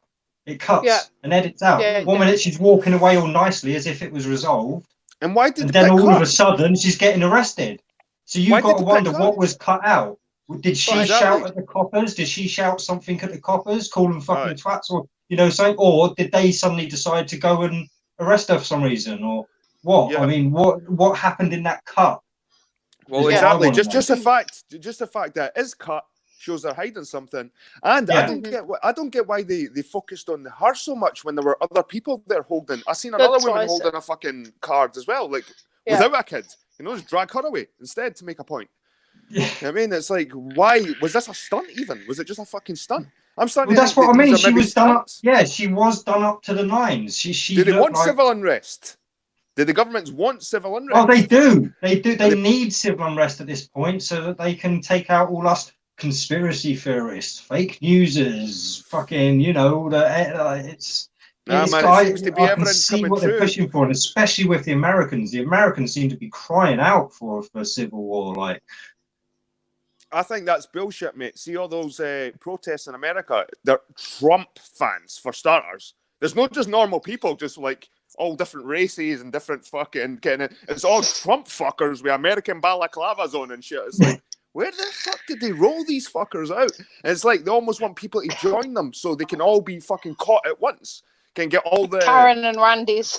All right, we'll get them all. Can get a few out, and then get people to join, and then just fucking gather them up and chuck them in a cell. Can get all the dissenters. It's a good way to get dissenters. Smoke them out. Right. Smoke the dissenters out. Like the people that don't want to maybe protest. Usually, they see 4 or 5 people with machine guns, American flags, and they're like, "Fuck it, I'm going to join this." And right away, that's the government. You're like, right, he's a dissenter. Fucking target on that cunt. You know what I mean? It's like, to me, because you've seen it with Alex Jones when he turned up at fucking his microphone. There was an organic protest happening against Wall Street, and then fucking Jones turns up. Alex Jones, rah, rah, rah, rah. It was like, fucking. Again, he's a provocateur. He's a perfect known provocateur, and that's what would happen to your protest. As soon as you try to spread on the internet, right? We're going to gather here. Some weirdo like Alex Jones would turn up. No, the Alex Jones, but maybe a British version. No, it would be somebody like that. No One's Flower, if you know what I mean. That Antonio Subrat's exposed and shit a while back. Like, Aye, they just appear, and they're a bit sketchy. I just didn't trust these. I don't even trust protests. I don't even trust protesters anymore. Even these people that seem like they're doing good, it almost seems like they're fucking. I didn't trust them, man. Didn't trust vegans. My problem with protests is that they never seem to happen, like the big ones never ever happen where I am. Like they're always in London. And I get the reason, House of Parliament, Boris is down there. Like I understand why it's in London, but at the same time, it's just not accessible for everybody. I don't have a car. I don't drive. I ain't paying 50 quid to get down to London on the overly expensive privatized rail system. But why London? Like England's a huge place. Like fucking, if you're going to have a protest, you can have one in each city. Manchester, London. That's how I feel. Yeah, have them everywhere. If it's important. Why are they always in London? Well, if you try to have one in every city, you'd have 5 people at each protest. That's the problem. So they need to get everyone together to march, so it looks like there's a lot of people. that would be the only way a protest would be successful, is have multiple protests happen at the same time, because the police probably couldn't cover so much. You know what I mean? But if you only got one going at each time, the police can put all their investment into one protest and control it. But if you've got loads of protests kicking off simultaneously, all in different places, and under the radar as well, Like, I don't know how you're going to do it, like Morse code or over CB radio or fucking some way that they can't trace. You know what I mean? But it's hard to get. I can't see protests working in this day and age. Right.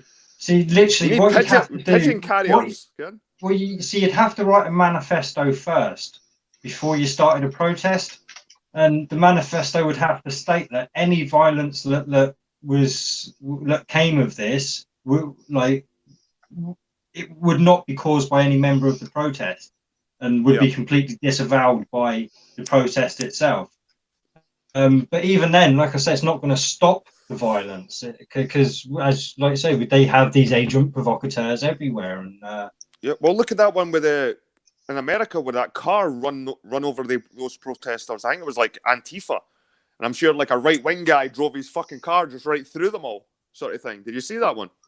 Well, I remember hearing about it. I didn't see it. Yeah, that's all it takes for somebody to be part of your group and do that to the other group.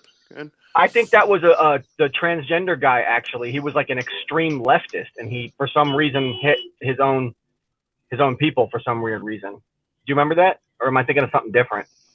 Was it a silver Corvette sort of car that fucking drove through this silver car? I don't know. I just know that there was someone who used a car at a rally. No, I'm sure they said it was a white fucking right-wing guy, man. You know what I mean? Right away they were labeling white guy, right-wing. It happens all the time. I mean, I've seen a few videos. It was one was a black truck and it was a black car, like a oh god, what was it? One of those really a Tesla. It was a Tesla car actually. It was one of those Tesla cars. It just went and ran through a bunch of people, and then people tried to stop it or jumping behind it. They ran the people behind it. And then it took off, and they ended up catching the person. They're backing up and then smashed into some other cars and stuff like that. But they're trying to get away. That was the Tesla. And there's a big truck. I mean, there's so many videos of people getting ran over. It's insane. We were kind of talking about this thing, Cakes and D, the other night, me, Vlad, and VB, about the whole left, right, and I think it's a fucking illusion. And I think if you're picking a left or a right, you're a fucking idiot. You need to see that this is a fucking ploy. Trump's no the man, and shit like that. We're kind of made to think he is because he's got such shitty opposition. It's weird. It's fucking weird. The world is weird right now. I'm rewatching South Park at the moment where they're dealing with the Hillary and Trump election. Was that like the douchebag? Is that the douche in the turn. And Garrett knows he's going to win it at the moment, and he's like, "Oh my god!" Because he's the douchebag, and he's like, "Oh my god, why did Hillary have to be such a turd sandwich? I'm actually going to win this thing. I'm actually going to have to do something." Like, you had the choice of the turd sandwich or the douchebag. And it's true. They're right. They're fucking right, man. Yeah, well, no, South Park, unfortunately, have been very much corrupted by the fucking progressive movement, unfortunately. Yeah. I've not watched it in a while, man. I've not watched them. It's still worth watching. It's still worth watching, just for the laugh. But know that it's very much trying to catch the people. It's probably just trying to survive, man. It's probably just trying to survive in this environment of fucking PC culture. You know what I mean? If you say one wrong thing, you're fucking out of here. I mean, yeah. They've been wanting to shut that show down for the longest, but they're in contracts, and that's why. Remember one year they had canceled South Park, and every fucking episode was just so insanely outrageous and so offensive, and then people are just like, "Yeah, give us more." It's like they're like, "What the fucking area?" And they're like, "What the fuck? What do we gotta do to stop this shit? We're done. This is 23 years now. It's gonna be 23 years doing this. We wanted to do this a couple seasons, and that was it, and here they're 23 years doing it now. So they're like, we're tired of this shit. How do we get out of here? It won't stop. You can never leave. Hey, I feel like the people that represent the left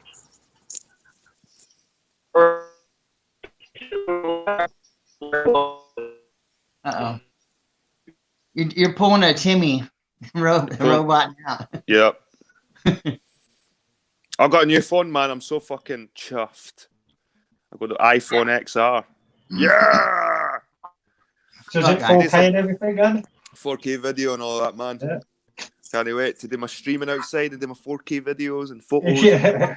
I didn't even care about phone calls or messages. I didn't phone fucking. It won't stream in 4K. Well, no streaming 4K. I doubt it will anyway. I don't think it will. You can. Upload it. Record and You upload it. No, you can. There's a stream button on YouTube phone. It uses massive memory. If you use the 4K, like 60 frames per second, it's like 400 megabytes after a minute video. So you're using fucking healthy memory when you're using the 4K stuff. You're probably better just sticking to the 1080 60 frames per second. It's nice and smooth still, but it's still nice to have 4K. Like it's still it's cool. Oh, is VB? You're back now. You're moving at least. That's what fucks the signal, man. Moving. The fact that you're moving.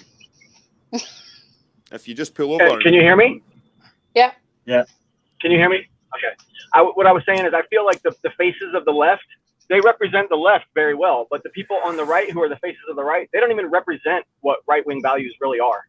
Yeah, I can agree with that. It's because they're afraid of the left. Because that's why I subscribe to any part of it now. That's why I consider myself an individualist. I just want to be separate from all that crap because it's maybe they're out to give the right a bad name as well. Can these Trump fucking American old guys with machine guns and it's like, fuck, they have to be with their guys. You know what I mean? It's like fucking what side do you pick? I wouldn't pick any fucking side. You know what I mean? Fuck that. That's why I haven't. I'm stepping away from it all. It's like fuck. You're a Trump fan, Vlad. You fucking lick Trump's ass. Yeah. Fuck. You love Trump. You go to his concerts. You go to his concerts. Concert. No, I wanted to see what. That's the one you can go to. I tried going. That's what it looks like to me. Hey, D, what's British politics like? It's not like that. That's a concert. It does. Yeah. I tried going to the Democrat conventions. You got to pay to get in those. You know, like there's a fee to get in. The Trump ones were free, so I just wanted to see what it was like. And I went to them. I was like, okay, this is interesting. But I was over there like, oh yeah, Trump. I was just like, caught up? Did you get caught up in the electric of the crowd? No. It was pretty mellow. The first one was pretty mellow. It was before he got elected, about a month before he got elected.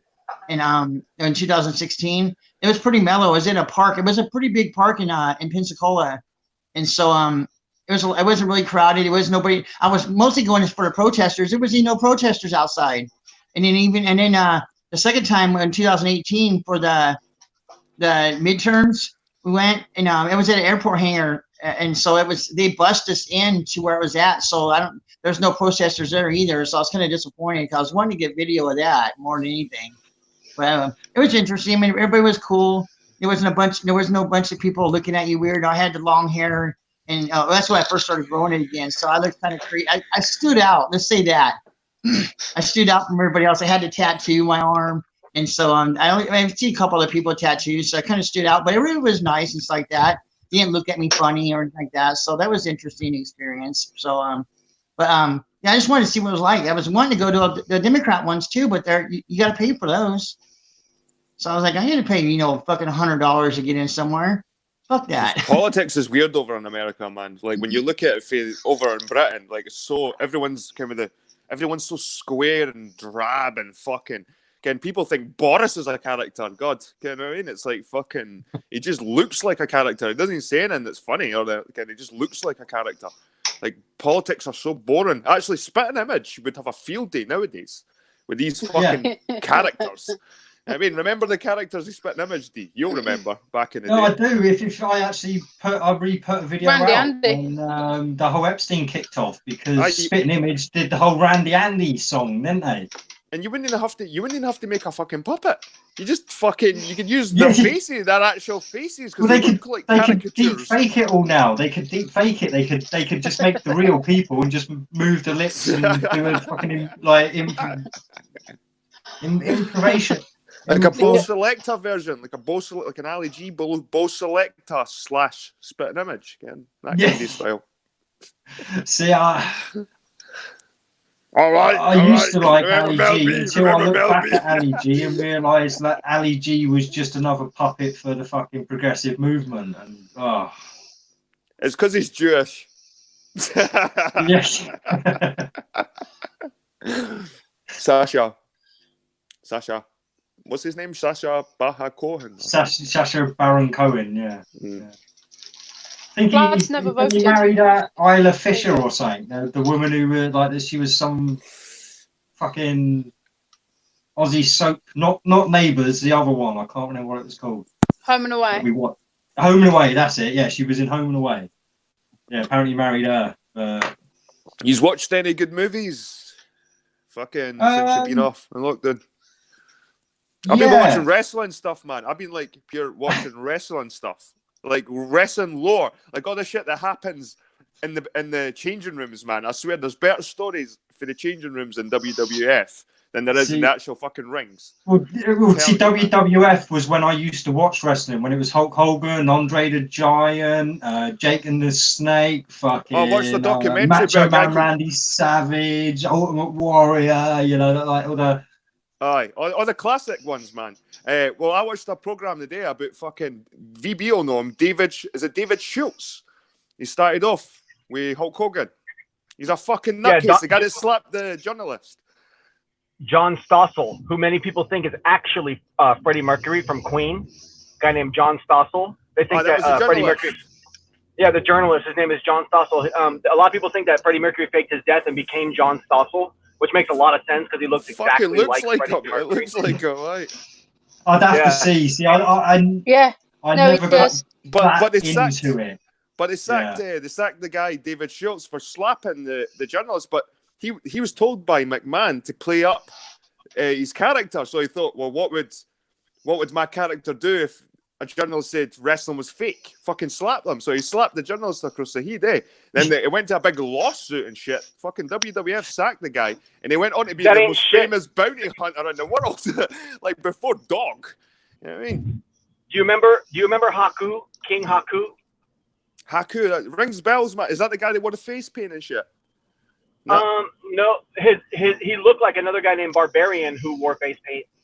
Right. But Haku one time was in a bar and a guy came up and said, "Hey man, wrestling's fake."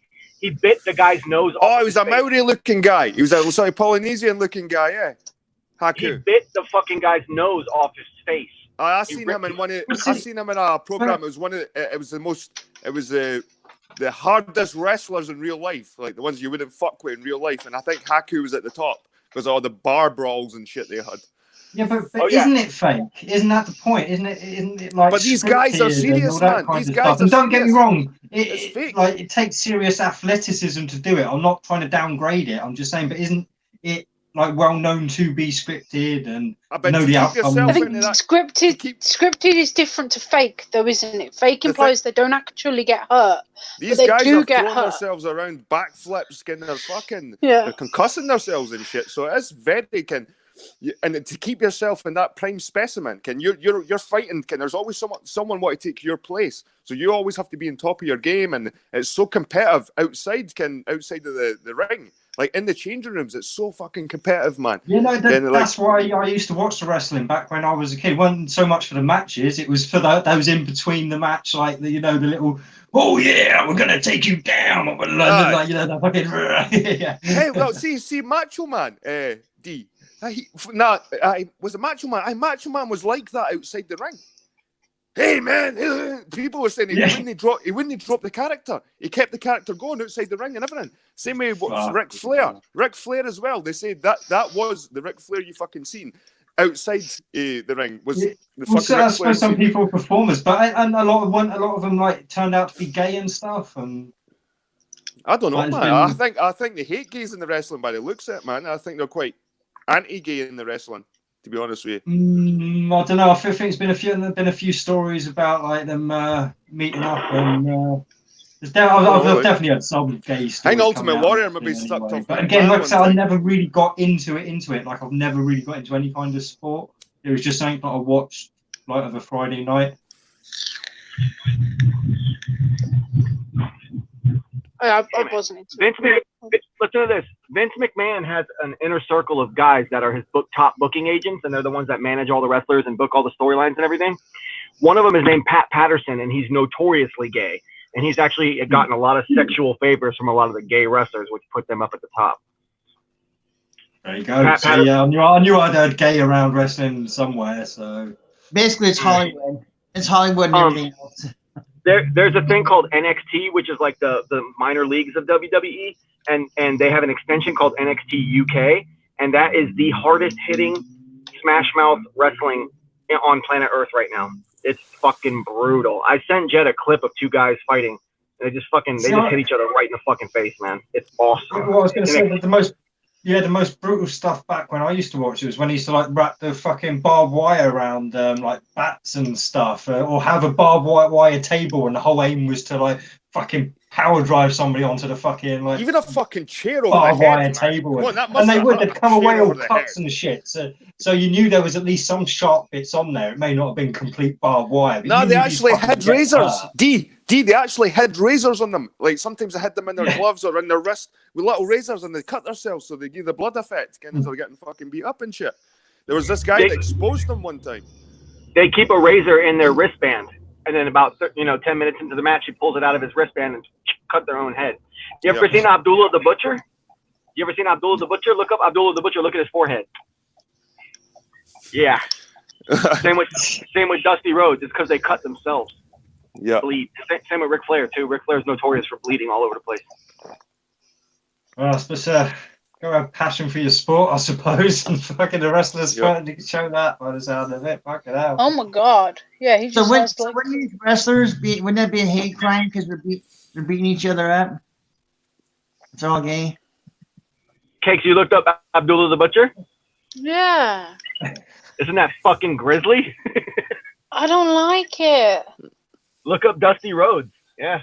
The people loved it.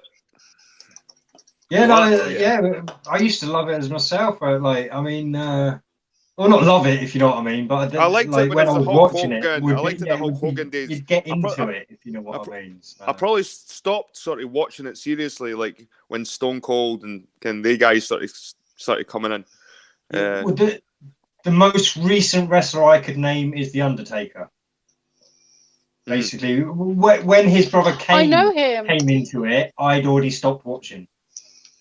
I just remember Mark Williamson or something. His real name is. I can't remember like who played who and who did what, and yeah, that's when I say I'm not was never into it. To me, it was The Undertaker and Kane, and it doesn't matter who played their character. Like, I remember there was a big debate if Undertaker and Kane were the same person. Like, then they fought each other, and then it was like, are they brothers? And again, it was this fucking weird story that went along with them. Yeah, I've seen The Undertaker in a skit where he was against another guy, and as soon as he came on, one of them got bottled. This was 10 years ago when my ex made me watch wrestling, and I remember them getting bottled, and then I was like, no, this needs to go away.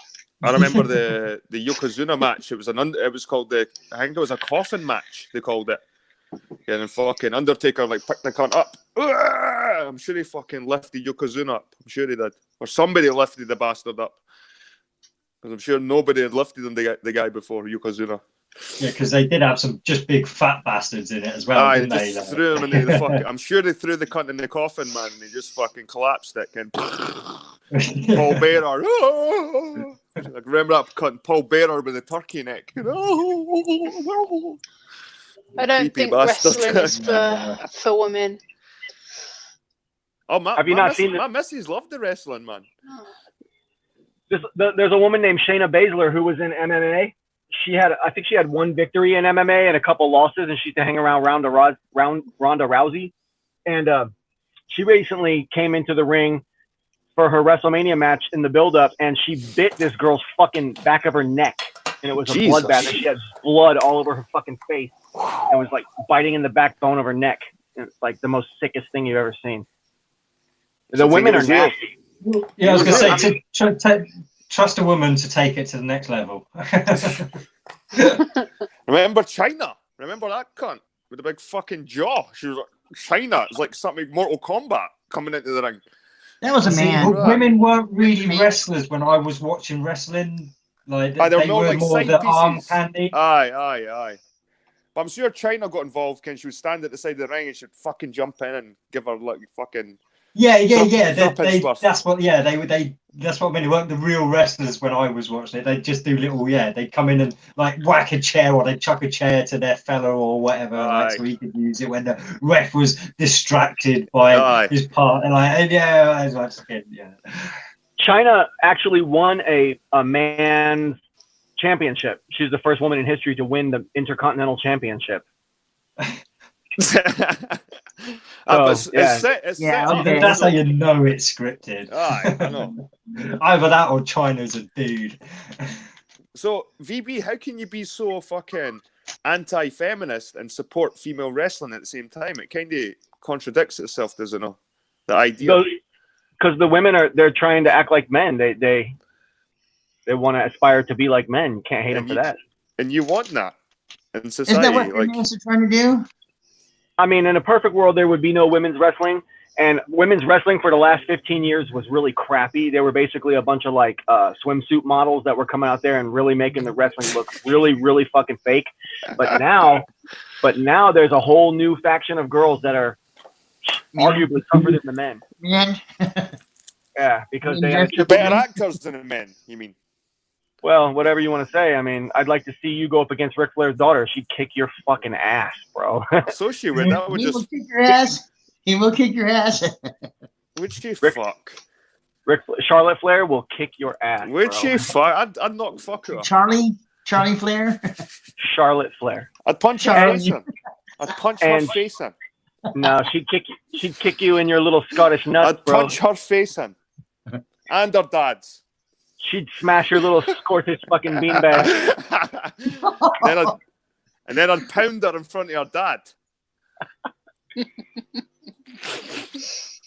Charlotte Flair has bigger arms than you. So? She'd rip your dick off. Most women in Scotland have bigger arms than me. Fat-wise or muscle-wise? Both. No, nowadays there's a couple really good female wrestlers out there that really, really bring it. I mean, they're still behind the men, obviously, but they're trying their hardest to do a lot better than the men than the women of the past used to do. Yeah. And same with the UFC. Same with the UFC. There's a natural evolution. Like I remember watching the first early women's UFC, and it's like a fucking when you see them fighting in the street, just fucking holding each other's hair and shit. Again, it's like, oh my god. And now it's really like some of the fights are just as good as the men's getting in the UFC with the women. Yeah, at this last WrestleMania, there was like 14 matches, and everyone agreed in the whole wrestling community that the women's championship match was actually the best match of the entire WrestleMania. So that should tell you something. Go on the women. Yeah, the women's. Women. Come on, VB. Women. No, but it was Charlotte Flair, Ric Flair's daughter, against a girl named Rhea Ripley, who's from Australia, or what's that other country that's right by Australia? New Zealand. New Zealand, yeah. She's from New Zealand against Ric Flair's daughter. It was fucking epic, man. 30 minutes, there's blood. They beat the living shit out of each other. One of them was their periods. Yeah. They smear their period blood right in each other's face. they didn't take razors with them. They just went to like, period time. Her finishing move. Their finishing move. They take a birth control needle and just shove it right in their butt. No, finishing move is like a big fucking fanny flop off the turnbuckle, top turnbuckle, fanny flop in the face, and the blood. It's funny how the female wrestler doesn't have any scars. None of them have scars on their faces. Like, I'm looking at them. That era is done. That era, that's a thing of the 70s and 80s. They don't, no wrestlers does that anymore. Yeah. Okay. Look up Nia Jax, Niajax. Look up that girl. She sounds tough. Yeah, she's a big Samoan. Samoan. I scrolled down a lot of pictures trying to find one with her. And you know what that translates to? Nia Jax. I got it. It translates to Jack with nuts. She looks like an angry Trisha. They're all trannies. That's The Rock's cousin, Nia Jax. They're all trannies. Maybe. Yeah, it's Jack with nuts. It translates to Jack. I'm sorry, man. There's a couple female wrestlers that are like heads, man. Like really, really, really fucking sexy. Oh my God, VB, you're showing your true colors now, mate. I don't. Behind the phone for that stuff. How the fuck can he find? Look up Alexa Bliss and tell me that's a man. Come on now. Look up Carmella. Tell me that's a man. These are fucking hot ass women, dude. They're black. Yes. Me personally, like as a female, if I, as a woman, I don't want to be stronger than my guy. So all of these female wrestlers have got to be with like MMA fighters. You know, no, they're all married got to wrestlers. To be higher than them. Yeah, like there is no way that like as a woman I would want to be stronger than my partner at all. Like I don't know if I don't know if that's just because how I've always taller? perceived men. Would you have a shorter? No. Scissor lock in the head. Is that not discriminatory? Yeah, definitely. But that's how I feel. Scissor lock around the head. Huh? Scissor lock on the head. Hey, D, you're gonna have to look these wrestlers up because I don't even want to look that up on my. I don't even want that in my search history. I don't know what they look like. Yeah, that's the other thing, Vic. Like, I wouldn't want scars all over my face. Like, I know these women don't have scars all over their face, but no way as a woman would I like punches to my face like that. Just I don't. It's all fake anyway. Yeah, I don't think men like punches to the face. Like it's just part and parcel of it all. Like, isn't it? And I don't think it's proper punching and stuff anyway, is it? In wrestling? No, but not just wrestling. Any kind of contact. Stamping your foot. Yeah. Any contact fighting sport, like boxing and MMA or whatever it's called. Like I don't understand why women do that. Like, it's not fair. Yeah, unless they're naked, I know. It's crazy. Where's the jello? Oh, you should see you should see the women's bare knuckle boxing. It is brutal. No, I don't understand it. It was part of the programming. You wanted the equal rights and everything. Well, women took it one stage further, and they wanted to be men. Or their fathers were, they're second generation wrestlers and stuff like that. Third generation wrestlers. It's in their family, that kind of stuff. Or they were tomboys growing up. A lot of them are actually lesbians and shit. They're all lesbians, half of them anyways. Or trannies. I really don't think any of them are trannies. Not a single one of them, to be honest. You're just saying that because you're just covering yourself because you're attracted to some of them.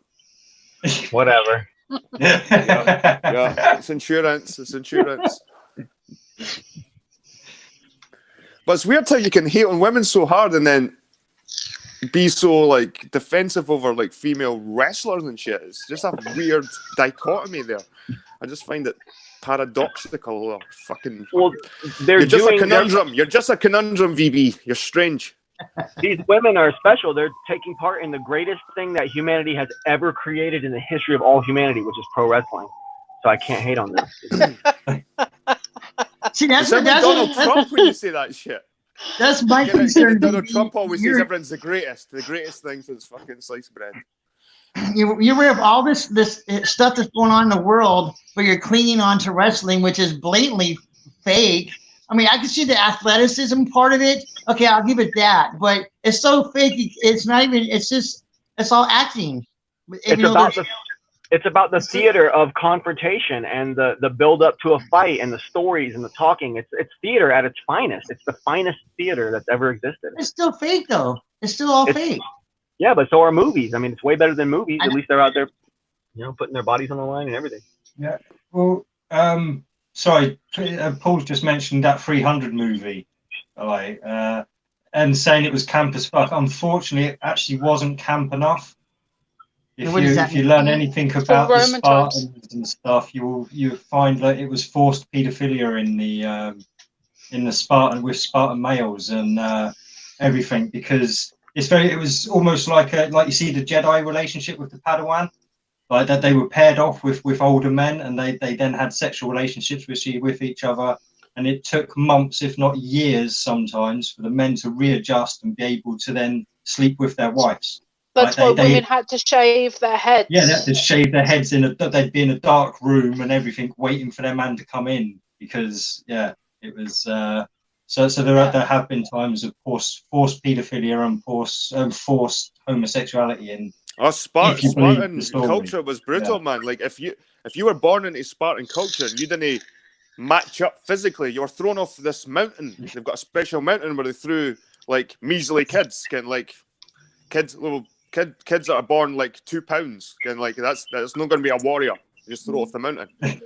So that it wasn't a paedophilic way we think nowadays, like Jimmy Savile Dee's kind of right when he says the whole Jedi sort of thing. There was this apprenticeship, there was this love, because what happens with Spartan, they tried to build a love between men in the ranks because they thought they would fight harder for them when it came to the battle, because they're kind of fighting for their lovers in a way, their lovers and their brothers, everything that. So in a way, the psychology made them more efficient warriors, weirdly enough.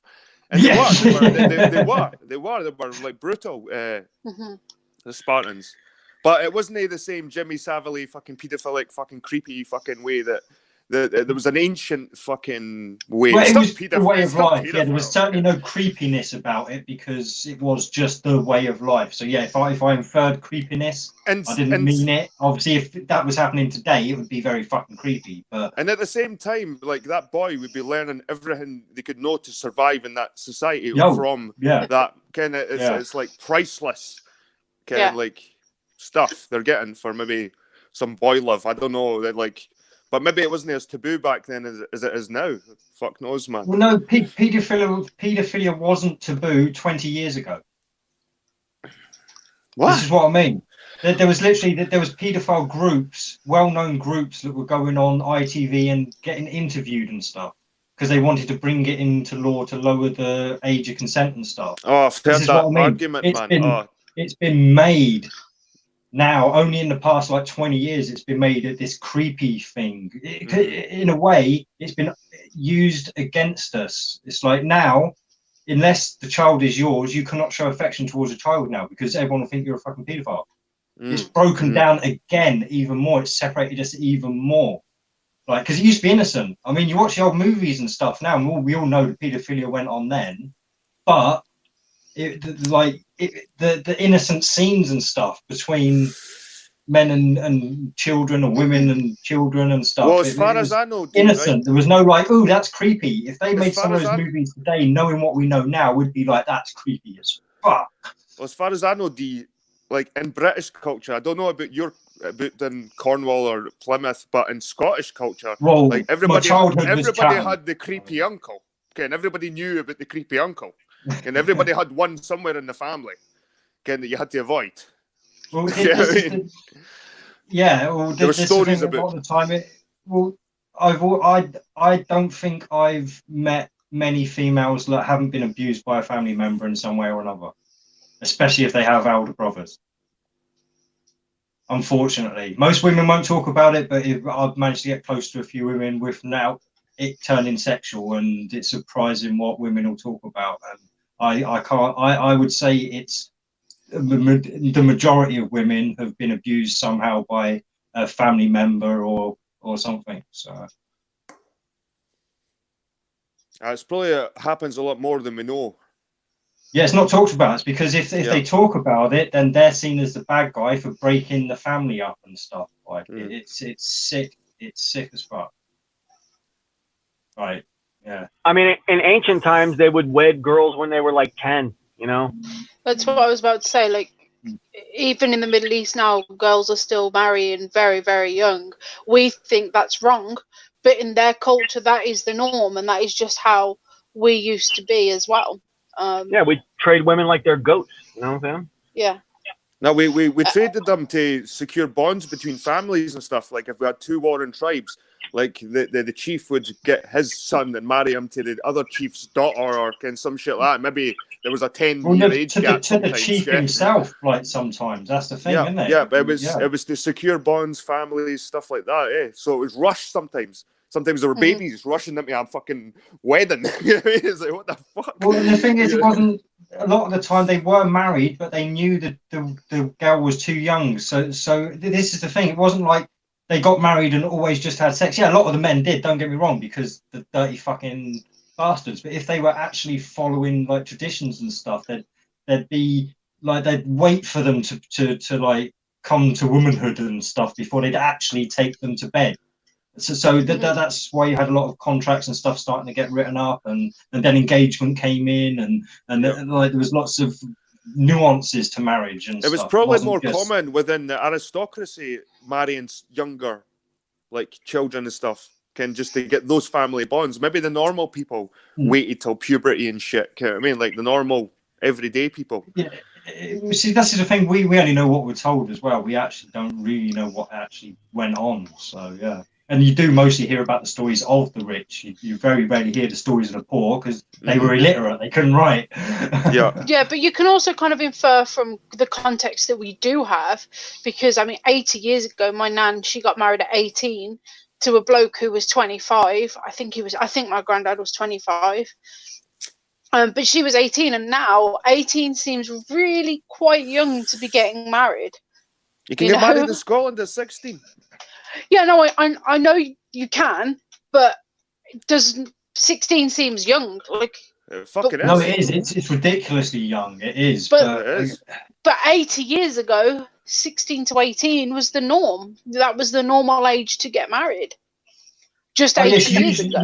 Life's was shorter, I suppose. Relationships, the male is older than the female. It's like my dad was 10 years older than my mum, kind of thing, and that wasn't. Unnatural. That wasn't like, it wasn't like that. That was anything out of the norm. It was usually an older man with a younger woman. So yeah, I bet a lot of it had to do with whenever the girl starts bleeding, then you know she's ready to make babies. That's it.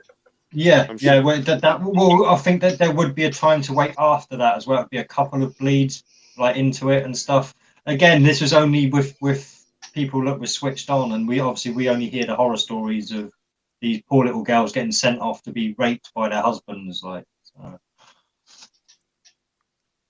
And this is another thing. Most of these girls, that's what they were brought up to want. So none of they weren't really dragged off. Like we see it in the movies now. This poor little girl going, "Oh no, I don't want to marry this horrible old man." Whereas probably in reality, she was like, "Fucking yes, I'm getting married to this rich bastard. I'm set for I've got to say, great topic. I'm feeling brilliant now. I feel brilliant talking about this stuff.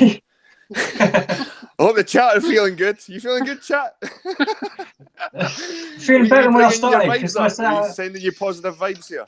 I thought I was bringing the hangout down with the fucking WWE chat, but fucking hell, man, that's deep shit. So we finished watching Prison Break this week. To answer your question, by the way, we finished watching Prison Break. That was fun. I enjoyed that very much. I've never really it was watched an okay series. It was. I've preferred the first two seasons, but no, the last season. Sorry, go on, VB. I saw a movie on Netflix called Tau, T-A-W, or T-A-U. That one was okay. That's transhumanism stuff, isn't it? If I remember correctly. I think so. Yeah. Or at least AI, at least, if it's not transhumanism, anyway. Yeah, it was kind of like that movie, Ex Machina, a little bit. Yeah, then I think I watched it when it first came out on Netflix ages ago. Then yeah. But there's another. What was? There's a real good one. It's not a new movie. I can't remember what it was called. It's basically there's like you just start the scene and there's a room full of people all stood on these circles. Like you don't know, there's no context, you don't know what's going on and all this kind of stuff. Circles. Is it called Circles? Yeah, mate, that blew me away. I was like, oh my fuck, that was something else. That like kind of reminded me of The Cube, like a cult kind of classic. But yeah, Circle was good as hell. That was a really good movie. There's another one, I forget what it's called. I don't remember. I saw it recently. It's from like a year ago or two, and 3 people get dropped into a room, and they have to escape. So no, maybe that was Tao, but there was another one. There was another one where these people, I don't know, forget it. Sorry. You ever see The Circle or Would You Ever? I think it's called Would You Ever. Would You Rather? Would You Rather? Would You Rather? Yeah, Would You Rather? That was kind of cheesy. I like The Circle one because they're all just standing in a circle and they got to decide who's gonna die and who's gonna live. and then there's the pregnant woman and all that shit too. Yeah. Obviously, you can see how it probably wouldn't have gone like that in real life, and you can see how the movie made it go that way and stuff. But yeah, it's a worth watching film anyway. But, yeah, that was the interesting part. All the scenarios they built in, and it's like, okay, yeah, it's oh fuck this shit. You're trying to make you feel sorry for certain people. Oh, there's our buddy Mano. There's Mano in chat. Yeah. Yo, Mano, how's it going, man? Yeah. Cakes is trying to throw an avocado in the chat. Yeah. An avocado? No. It's an aubergine. An aubergine, all right. I thought you vegans like that. I will be shutting down soonish anyway. Maybe give it another 20 minutes. I'm starting to sing a bit, and I can't keep pushing it every week because it fucks me up too much. Maybe Paul said, "Stop talking about that Circle movie. Gonna watch it." Yes, go and watch it. It's not. There's another film, a new one that's got like Tom Hanks and Emma Watson in. That's called The Circle as well. It's not that one. I've not actually watched that one because I can't stand that fucking Emma Watson. Do you think Hanks is a pedo? He's been in Hollywood too long not to at least know who is and who isn't. Whether he is himself. He had this girl. He had this baby pageantry thing, like a girl pageantry fucking thing.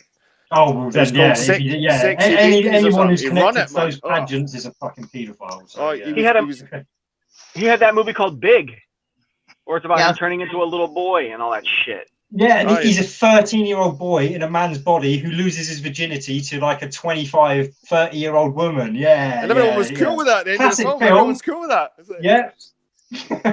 Well done, son. Yeah, see how they sneak that shit in? Yeah, you do that as a female right now and see what fucking happens. Like, see what happens. Speaking of females in Hollywood, Johnny Depp got in trouble for supposedly beating up Amber Heard, but then it came out that she was the one that was beating him. Yeah. And she also was cheating on him with fucking Tesla. Or what's that fucking guy? Elon Musk. Elon Musk, yeah. Fuck's sake. Have you heard about Elon Musk's new baby? What? He has a cyber baby. Fire in his space. The name of Elon Musk's baby. Hang on. It's ridiculous. I can't imagine a woman that would breed with that man. I mean, it's blowing my mind. He's on fucking Joe Rogan's more than he's on fucking anything. Smoking weed. He's a fucking fraud, man. Right, I'm gonna type the name. I'm gonna type the name of the baby. He has no knowledge. He practically built his whole career on being a fraud, mate. He made up like a company, advertised it, and then once he started getting like demand for this fake product, I think it was like maybe a car, like a flamethrower. Kind of how there was a lot of carjackings in South Africa. I think it was like some kind of fucking device he made up. It was just hypothetical, and then he got that much demand. He actually started to fucking produce them, and then he started a company kind of on a lie. You know what I mean? And that's kind of, then he bought over. What did he buy? He bought PayPal or some shit like that. Was it one of the big? I couldn't tell you. He just got richer and richer, man. The name of his baby's in the chat. I've just put the name in. It's XAEA/12. Nice. This is a flesh and blood baby, yeah, that he's actually had. Yeah, this is a baby that he's had with Grimes. You know, the musician Grimes. Grimes? Who the fuck's that? She is like.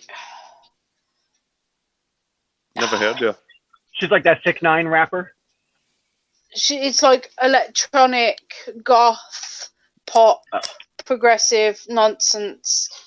But yeah, that's how it is. Right, it says XRA12. So that's got to be a programming term or a computer term or something. One of you guys out there's got to know what it means. Well, somebody worked it out, and it's pronounced Ash. Did y'all ever hear that singer Poppy? Did y'all ever hear about her? Nope. Poppy? No. Yeah, she was really weird because now she's a big time artist, but the way she started was putting videos up on YouTube, and they're really fucking weird, scary videos where she stands there for like 30 seconds. Oh yeah, she go, "I'm Poppy."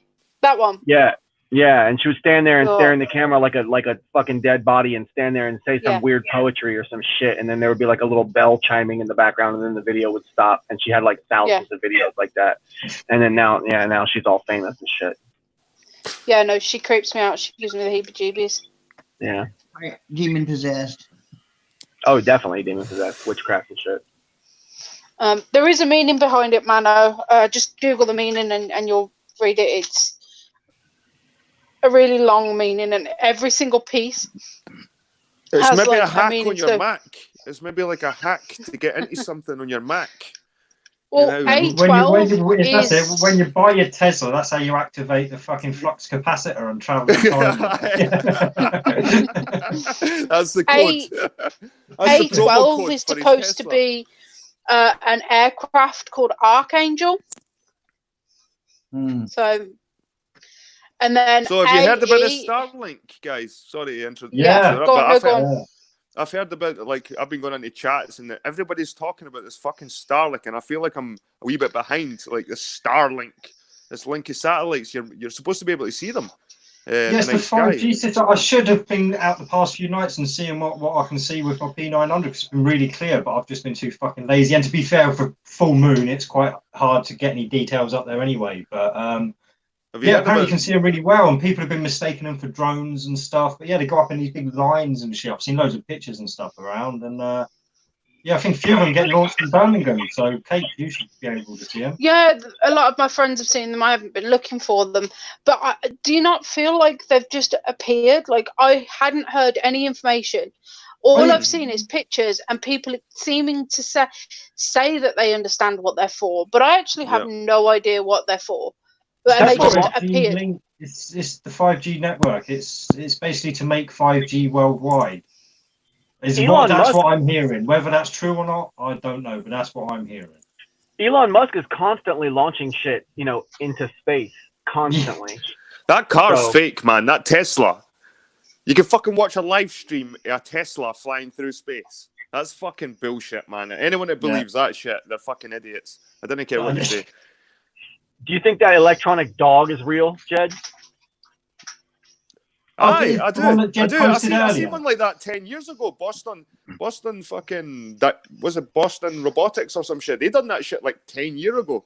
It's just like a wee mini one. You could probably just kick that fucking thing away. I mean, someone's gonna grab one of those things and take it home and break it down, and No, it's remote control. It said on that video. Well, no, it said there's the remote control, so it will still have an operator in a van just down the road, so nobody's going to be stealing it. I can imagine a few getting vandalised and people running off and it causing all sorts of shit, but I imagine they're quite heavy as well then, but I don't think... I was wondering why it was speaking English when it was in Singapore. The thing was in Singapore, but it was speaking English. English? Yeah, I noticed that. I was going to comment that, actually. Why is it speaking English if they're testing it in Singapore? It could be total bullshit. I just wanted to see reaction. Again, I just wanted to see... This is what the media put out. That was a Telegraph that put that out, so it's mainstream media. I just want to see what the reaction is. Because I was talking about this Boston fucking robot like ages ago. I remember seeing it. I was like, you're like, fuck! Imagine when Terminator's coming. Well, what if that's just a little fucking concept? See the one we've seen today, like the little yellow one. What if they've got big ones in a big warehouse? It'll be scalable. Yeah. RoboCop. Ed 209, yeah. Oh fuck! Imagine like those, but bigger, with machine guns on them. Yeah. MIT. Massachusetts Institute of Technology, MIT. That's the school you're thinking of, Jed. Yeah. MIT. Yeah, they're the ones that come out with all the satanic fucking robot shit. Yeah, I don't like robots. That's most of my knowledge of MIT comes from the film 21. I don't know if you remember. No, 21. It's Kevin Spacey, and he's a professor, and he gets his students to go to Las Vegas and scan the blackjack. Basically, they're all MIT students. Yeah. I think it's based on a true story. Yeah, as I say, it was based on a true story. But he's another one, isn't he? Kevin Spacey, he got caught out for diddling young boys and stuff. So what? Yeah. Oh, aye, Kevin Spacey, aye. Yeah. I thought you said Kevin Bacon there. Oh, no, not Kevin Bacon, man. No, don't take Kevin Bacon away from me.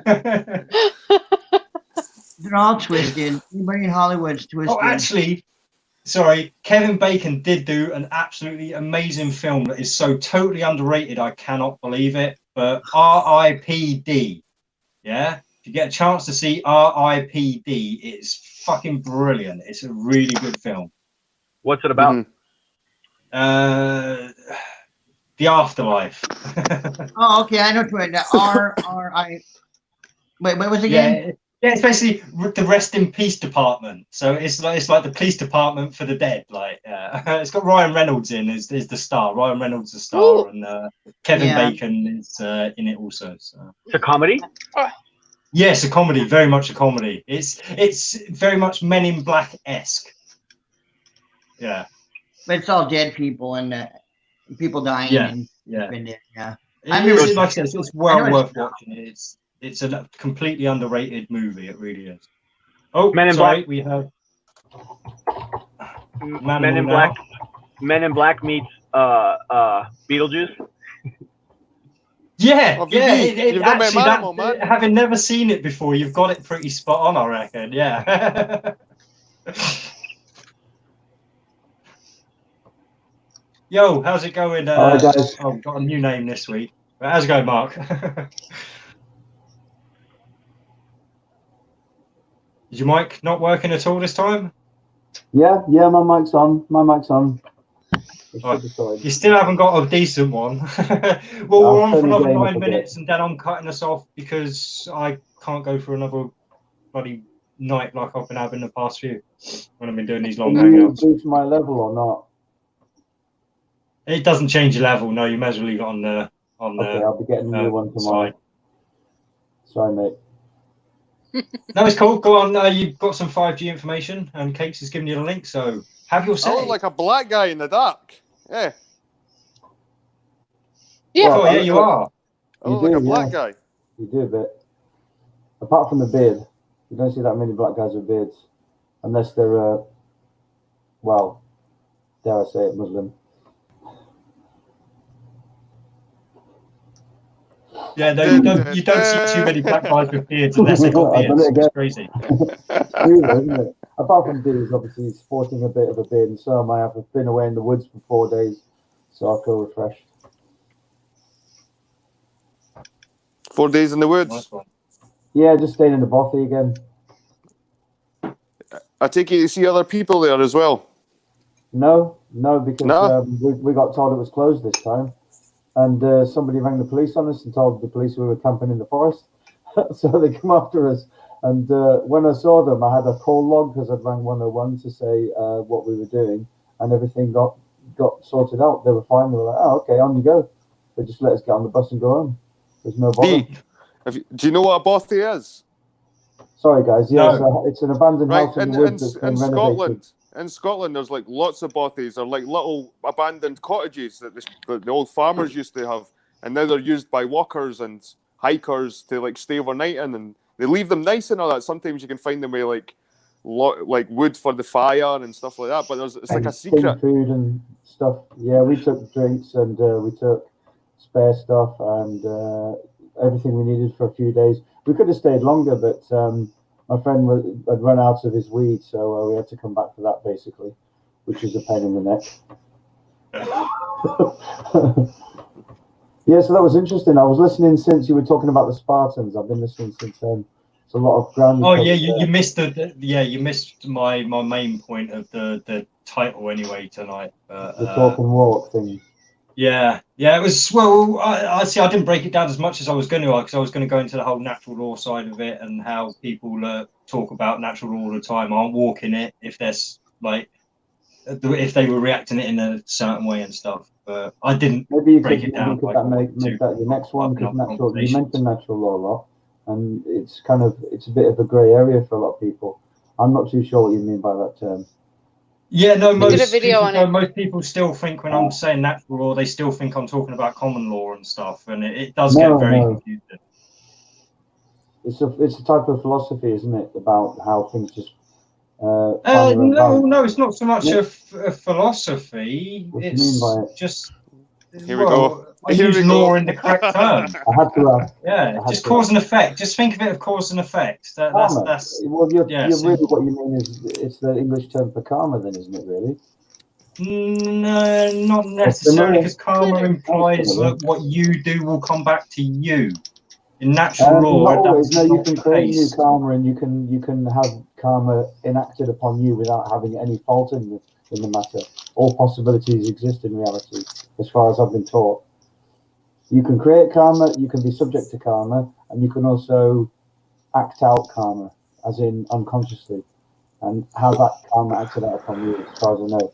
That would be a much broader Eastern then if that's your understanding, that sounds pretty much, I think it comes from Taoism, that. It is Buddhist, but it also comes from Taoism and Zen, where they describe the 4 effects of karma. If you look into it, it's dead interesting. No, I mean, I think most of us know karma thanks to what was that show? Is that an Indian curry? Korma, Oh, right, a korma. No, My Name is Earl. I don't know if anybody used to watch that show, but it was such a good show. Yeah, no, it was a good one. I like that. Again, very much a progressive agenda behind it, unfortunately. So. Every show's going to have So what's the plans for the rest of the week, guys? What's the plans for the next week? Got any plans? I have glitter in my eye. Revolution. Aye, right. You're going to game for another week, yeah? I'm just going to game for another week. No, I will. I'm going to get some resin done, and if the weather clears up again, I might even get out and do a bit of sunbathing. I'm going to finish weaving. I'm making a weaving basket. I finished my ceiling. I finished my ceiling in my hall and the cornice. I've done the cornice as well, like cornice all around it, and fucking aye, it's good, man. I need to show you it. I'm so proud of myself because it looked like that, like the Artex. It was horrible. The Artex, you don't like it. I like the Artex. Nah, it's horrible. It's dated. I think smooth. By the time we come out of this lockdown, like everyone's house is going to be mint. Like, there's fucking queues in B&Q. There's queues in B&Q fucking a mile long. Our bedroom. So we ever since Dan moved in, our bedroom's just been a state because we've gone. All of our stuff because we live with my mum. All of our stuff has to go in one room. So we've already got all of my stuff, all of Freddie's stuff, and then Dan's stuff, which granted isn't that much because he doesn't own many things. But we've spent the past. Ken, does your mum not complain about you shagging, like the noise and stuff? No. It's not weird. It's not weird though that your mum can hear you. The constant shagging that must be taking place. No, she doesn't. She doesn't comment. She probably complain. Hears it. She doesn't complain. She's probably got her earplugs and stuff like she puts she doesn't or complain. headphones. No mask. She doesn't complain. And yeah, VB, I want to, but they're so fucking expensive. It's ridiculous. So. You're fucked now. Yeah. All right now. Although the housing prices should logically drop after all this. It will be. See, well, this is the thing as well. See, forget house price. See, that's just a point I wanted to make as well. It's going to be an employees market after this. Because all the businesses reopening and stuff, they're going to need these employees back. So now it's a time for the employees to say, fuck you, I ain't coming back unless I get a £10 an hour fucking pay rise. You pay me $7.50 an hour. Well, that's now. what I want $17.50. They're saying that people are going to get used to this. Yeah. So this is the time. If you want good wages, folks, this is the time to get it. Make a stand. Say you ain't going back unless you pay more on fucking work. It doesn't work like that in America. doesn't work like that in America with the corporations here. They'll just give you whatever the fuck they think they're going to give you. You just take it or leave it. Yeah, no, it's the same here. We've got 0-hour contracts here, so like, yeah, I mean, fucking, you're employed, but you might not get any work. Well, and where I work, my go self-employed, and we didn't accept any kind of bullshit from corporations and companies. We just say, right, we're all self-employed. We've all got birth certificates. Let's all set a minimum wage right now, £11 an hour, or fuck off. Guys, there's already rumours that this furlough, is it furlough? Furlough. Yeah. Aye, furlough. They're going to stop it. Yeah, like tomorrow. Yeah, they're stopping it Wednesday, aren't they? When people, when they're easing the lockdown, like how the fuck are people meant to live?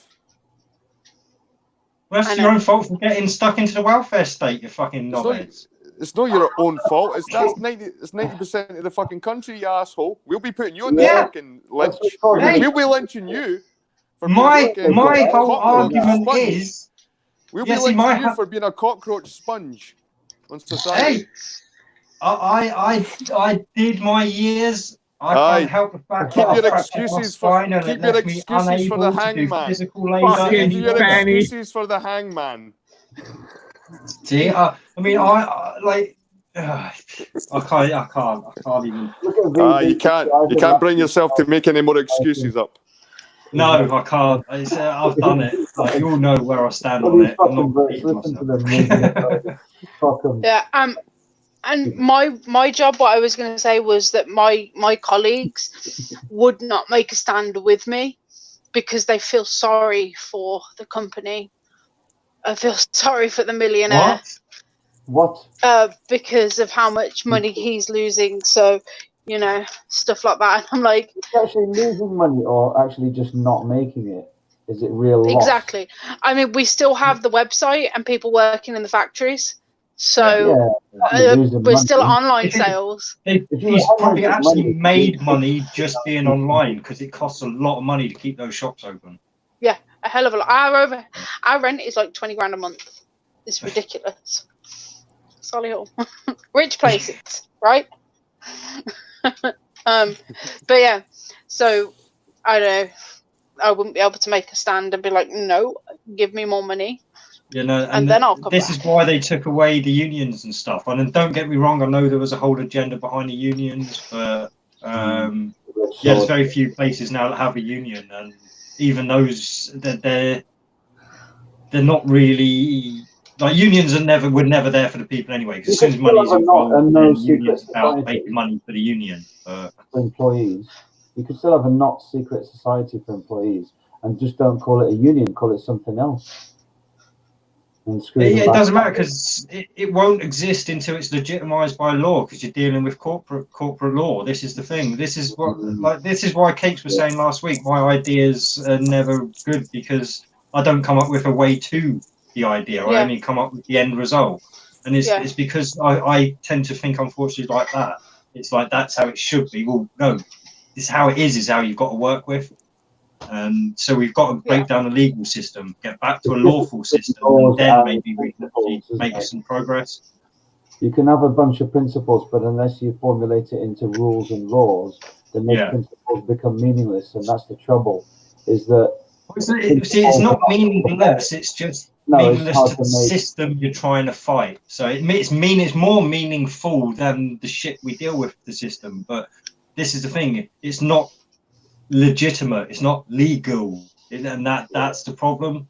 It's the issue, like I say, until people realize the difference between legal, lawful, and when you're dealing with corporation and when you're dealing with criminal, then like there's going to be no real change to anything. Doesn't it just go and show that we don't get any legal training as students? There's no such thing offered to us early in life or even in middle life. Well, no, the most important tool we'll use isn't taught to us, and that's money. We're not even taught where money comes from. Money and law. There's like two most important things to surviving in this modern world, aren't they? As well as obviously psychological and social things, just as important, if not more so. Well, everything's as important as everything else. If there's a need for it, this is one because. For me, like I say, we don't live in a dualistic reality. We don't live in a like singlistic reality or whatever. I think we live in a symbiotic reality. Everything has a reason for being there. There's a reason for everything. And when there's no reason for it, it goes. Or, like I say, obviously with humans and intelligence, it gets a little bit more complicated than that. But ultimately, it's all down to symbiosis. We're not in symbiosis with anything. We're absolutely destroying and raping our planet. We're not symbiotic with anything except what's in our guts. No. See, none of us are doing that. Yeah.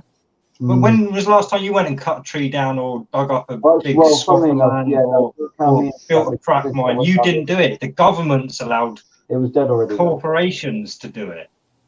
Yeah. Yeah, turning natural resources into money. And this is the thing. This is why we've got to get a hold of the legal system, because it's the legal system that's fucking everything up. Like I said, so I did say 11:30, and I was going to shut down. No bother. My back is starting to sing. Thanks for letting me come on, man. No, thanks for everyone coming on and giving your voices. Like I say, this is what we need to do, and I will try. Like once I've got a decent computer chair, hopefully I'll be able to push this for another hour or so at least, and we can like proper get stuck into things. But yeah, toilet Saturday. Yeah. Saturday. Okay. Yeah, toilet Saturday, 11 a.m. Literally my only. Jed's actually let me put a link to Jed's channel in. I'm not gonna get so pissed, man. I'm fucking like I wrecked my hangouts, man. Fucking hate that shit. I enjoy watching other people get pissed. That's what I'll do. And stay tipsy. I'll just stay tipsy. So you'll administrate and then you'll invite everyone to come on to your channel and just get hammered. And that's what usually happens, man. Yep, you're invited. Jed, you're a fucking shill. Your link to your channel is proper, like nice and concise. You fucking shill. What do you mean? Hey, your link is just youtube.com user Jed370. If I type in anyone else's, it's got fucking all sorts of characters and hashtags and shit behind it. You can actually change it, mate. You can change your own one. You can. We can't yet. We need more. Yeah, we need more subs, more watch minutes. No, man, I done that years ago. I done that shit years ago. No, they changed it when I was setting up the YouTube channel. You have to get to X, Y, Z amount of whatever to get to it. Cheers, Phoebe. Yeah.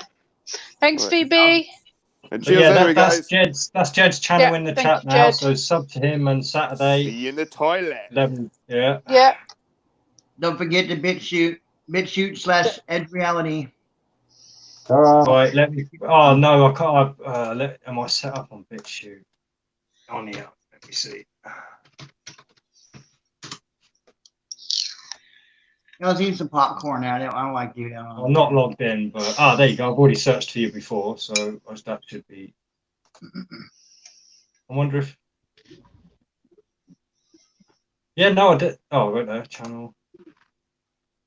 Oh, Phoebe's back. Yep, found you.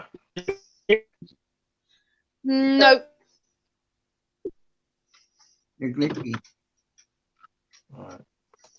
Yeah, this link I'm about to put in is for Vlad's BitChute channel. You want to go and get Vlad over there. And if you want to get sucked into the trap of BitChute, where I think they're trying to send all the conspiracy theorists so that normies don't hear from them. Yo, Park Nest, we're just about to shut down now, man. Have fun. Yeah, no, Vlad, cheers for popping by, mate. Keep us up to date with the platform. I will. I said it's gotta get some bigger. I gotta get some longer pieces of the 2x4s. The ones I have is not long enough. It's certainly interesting to see it finished and see the views once you're up there, like safely up there. Yeah. Alrighty. All right. I'll talk to you later. Awesome. Excellent. Thank Cheers, you, man. guys. Phoebe, Bye. excellent. Phoebe's Thanks for popping waving. by and giving thank us you. your immense knowledge of women's wrestling. Women. I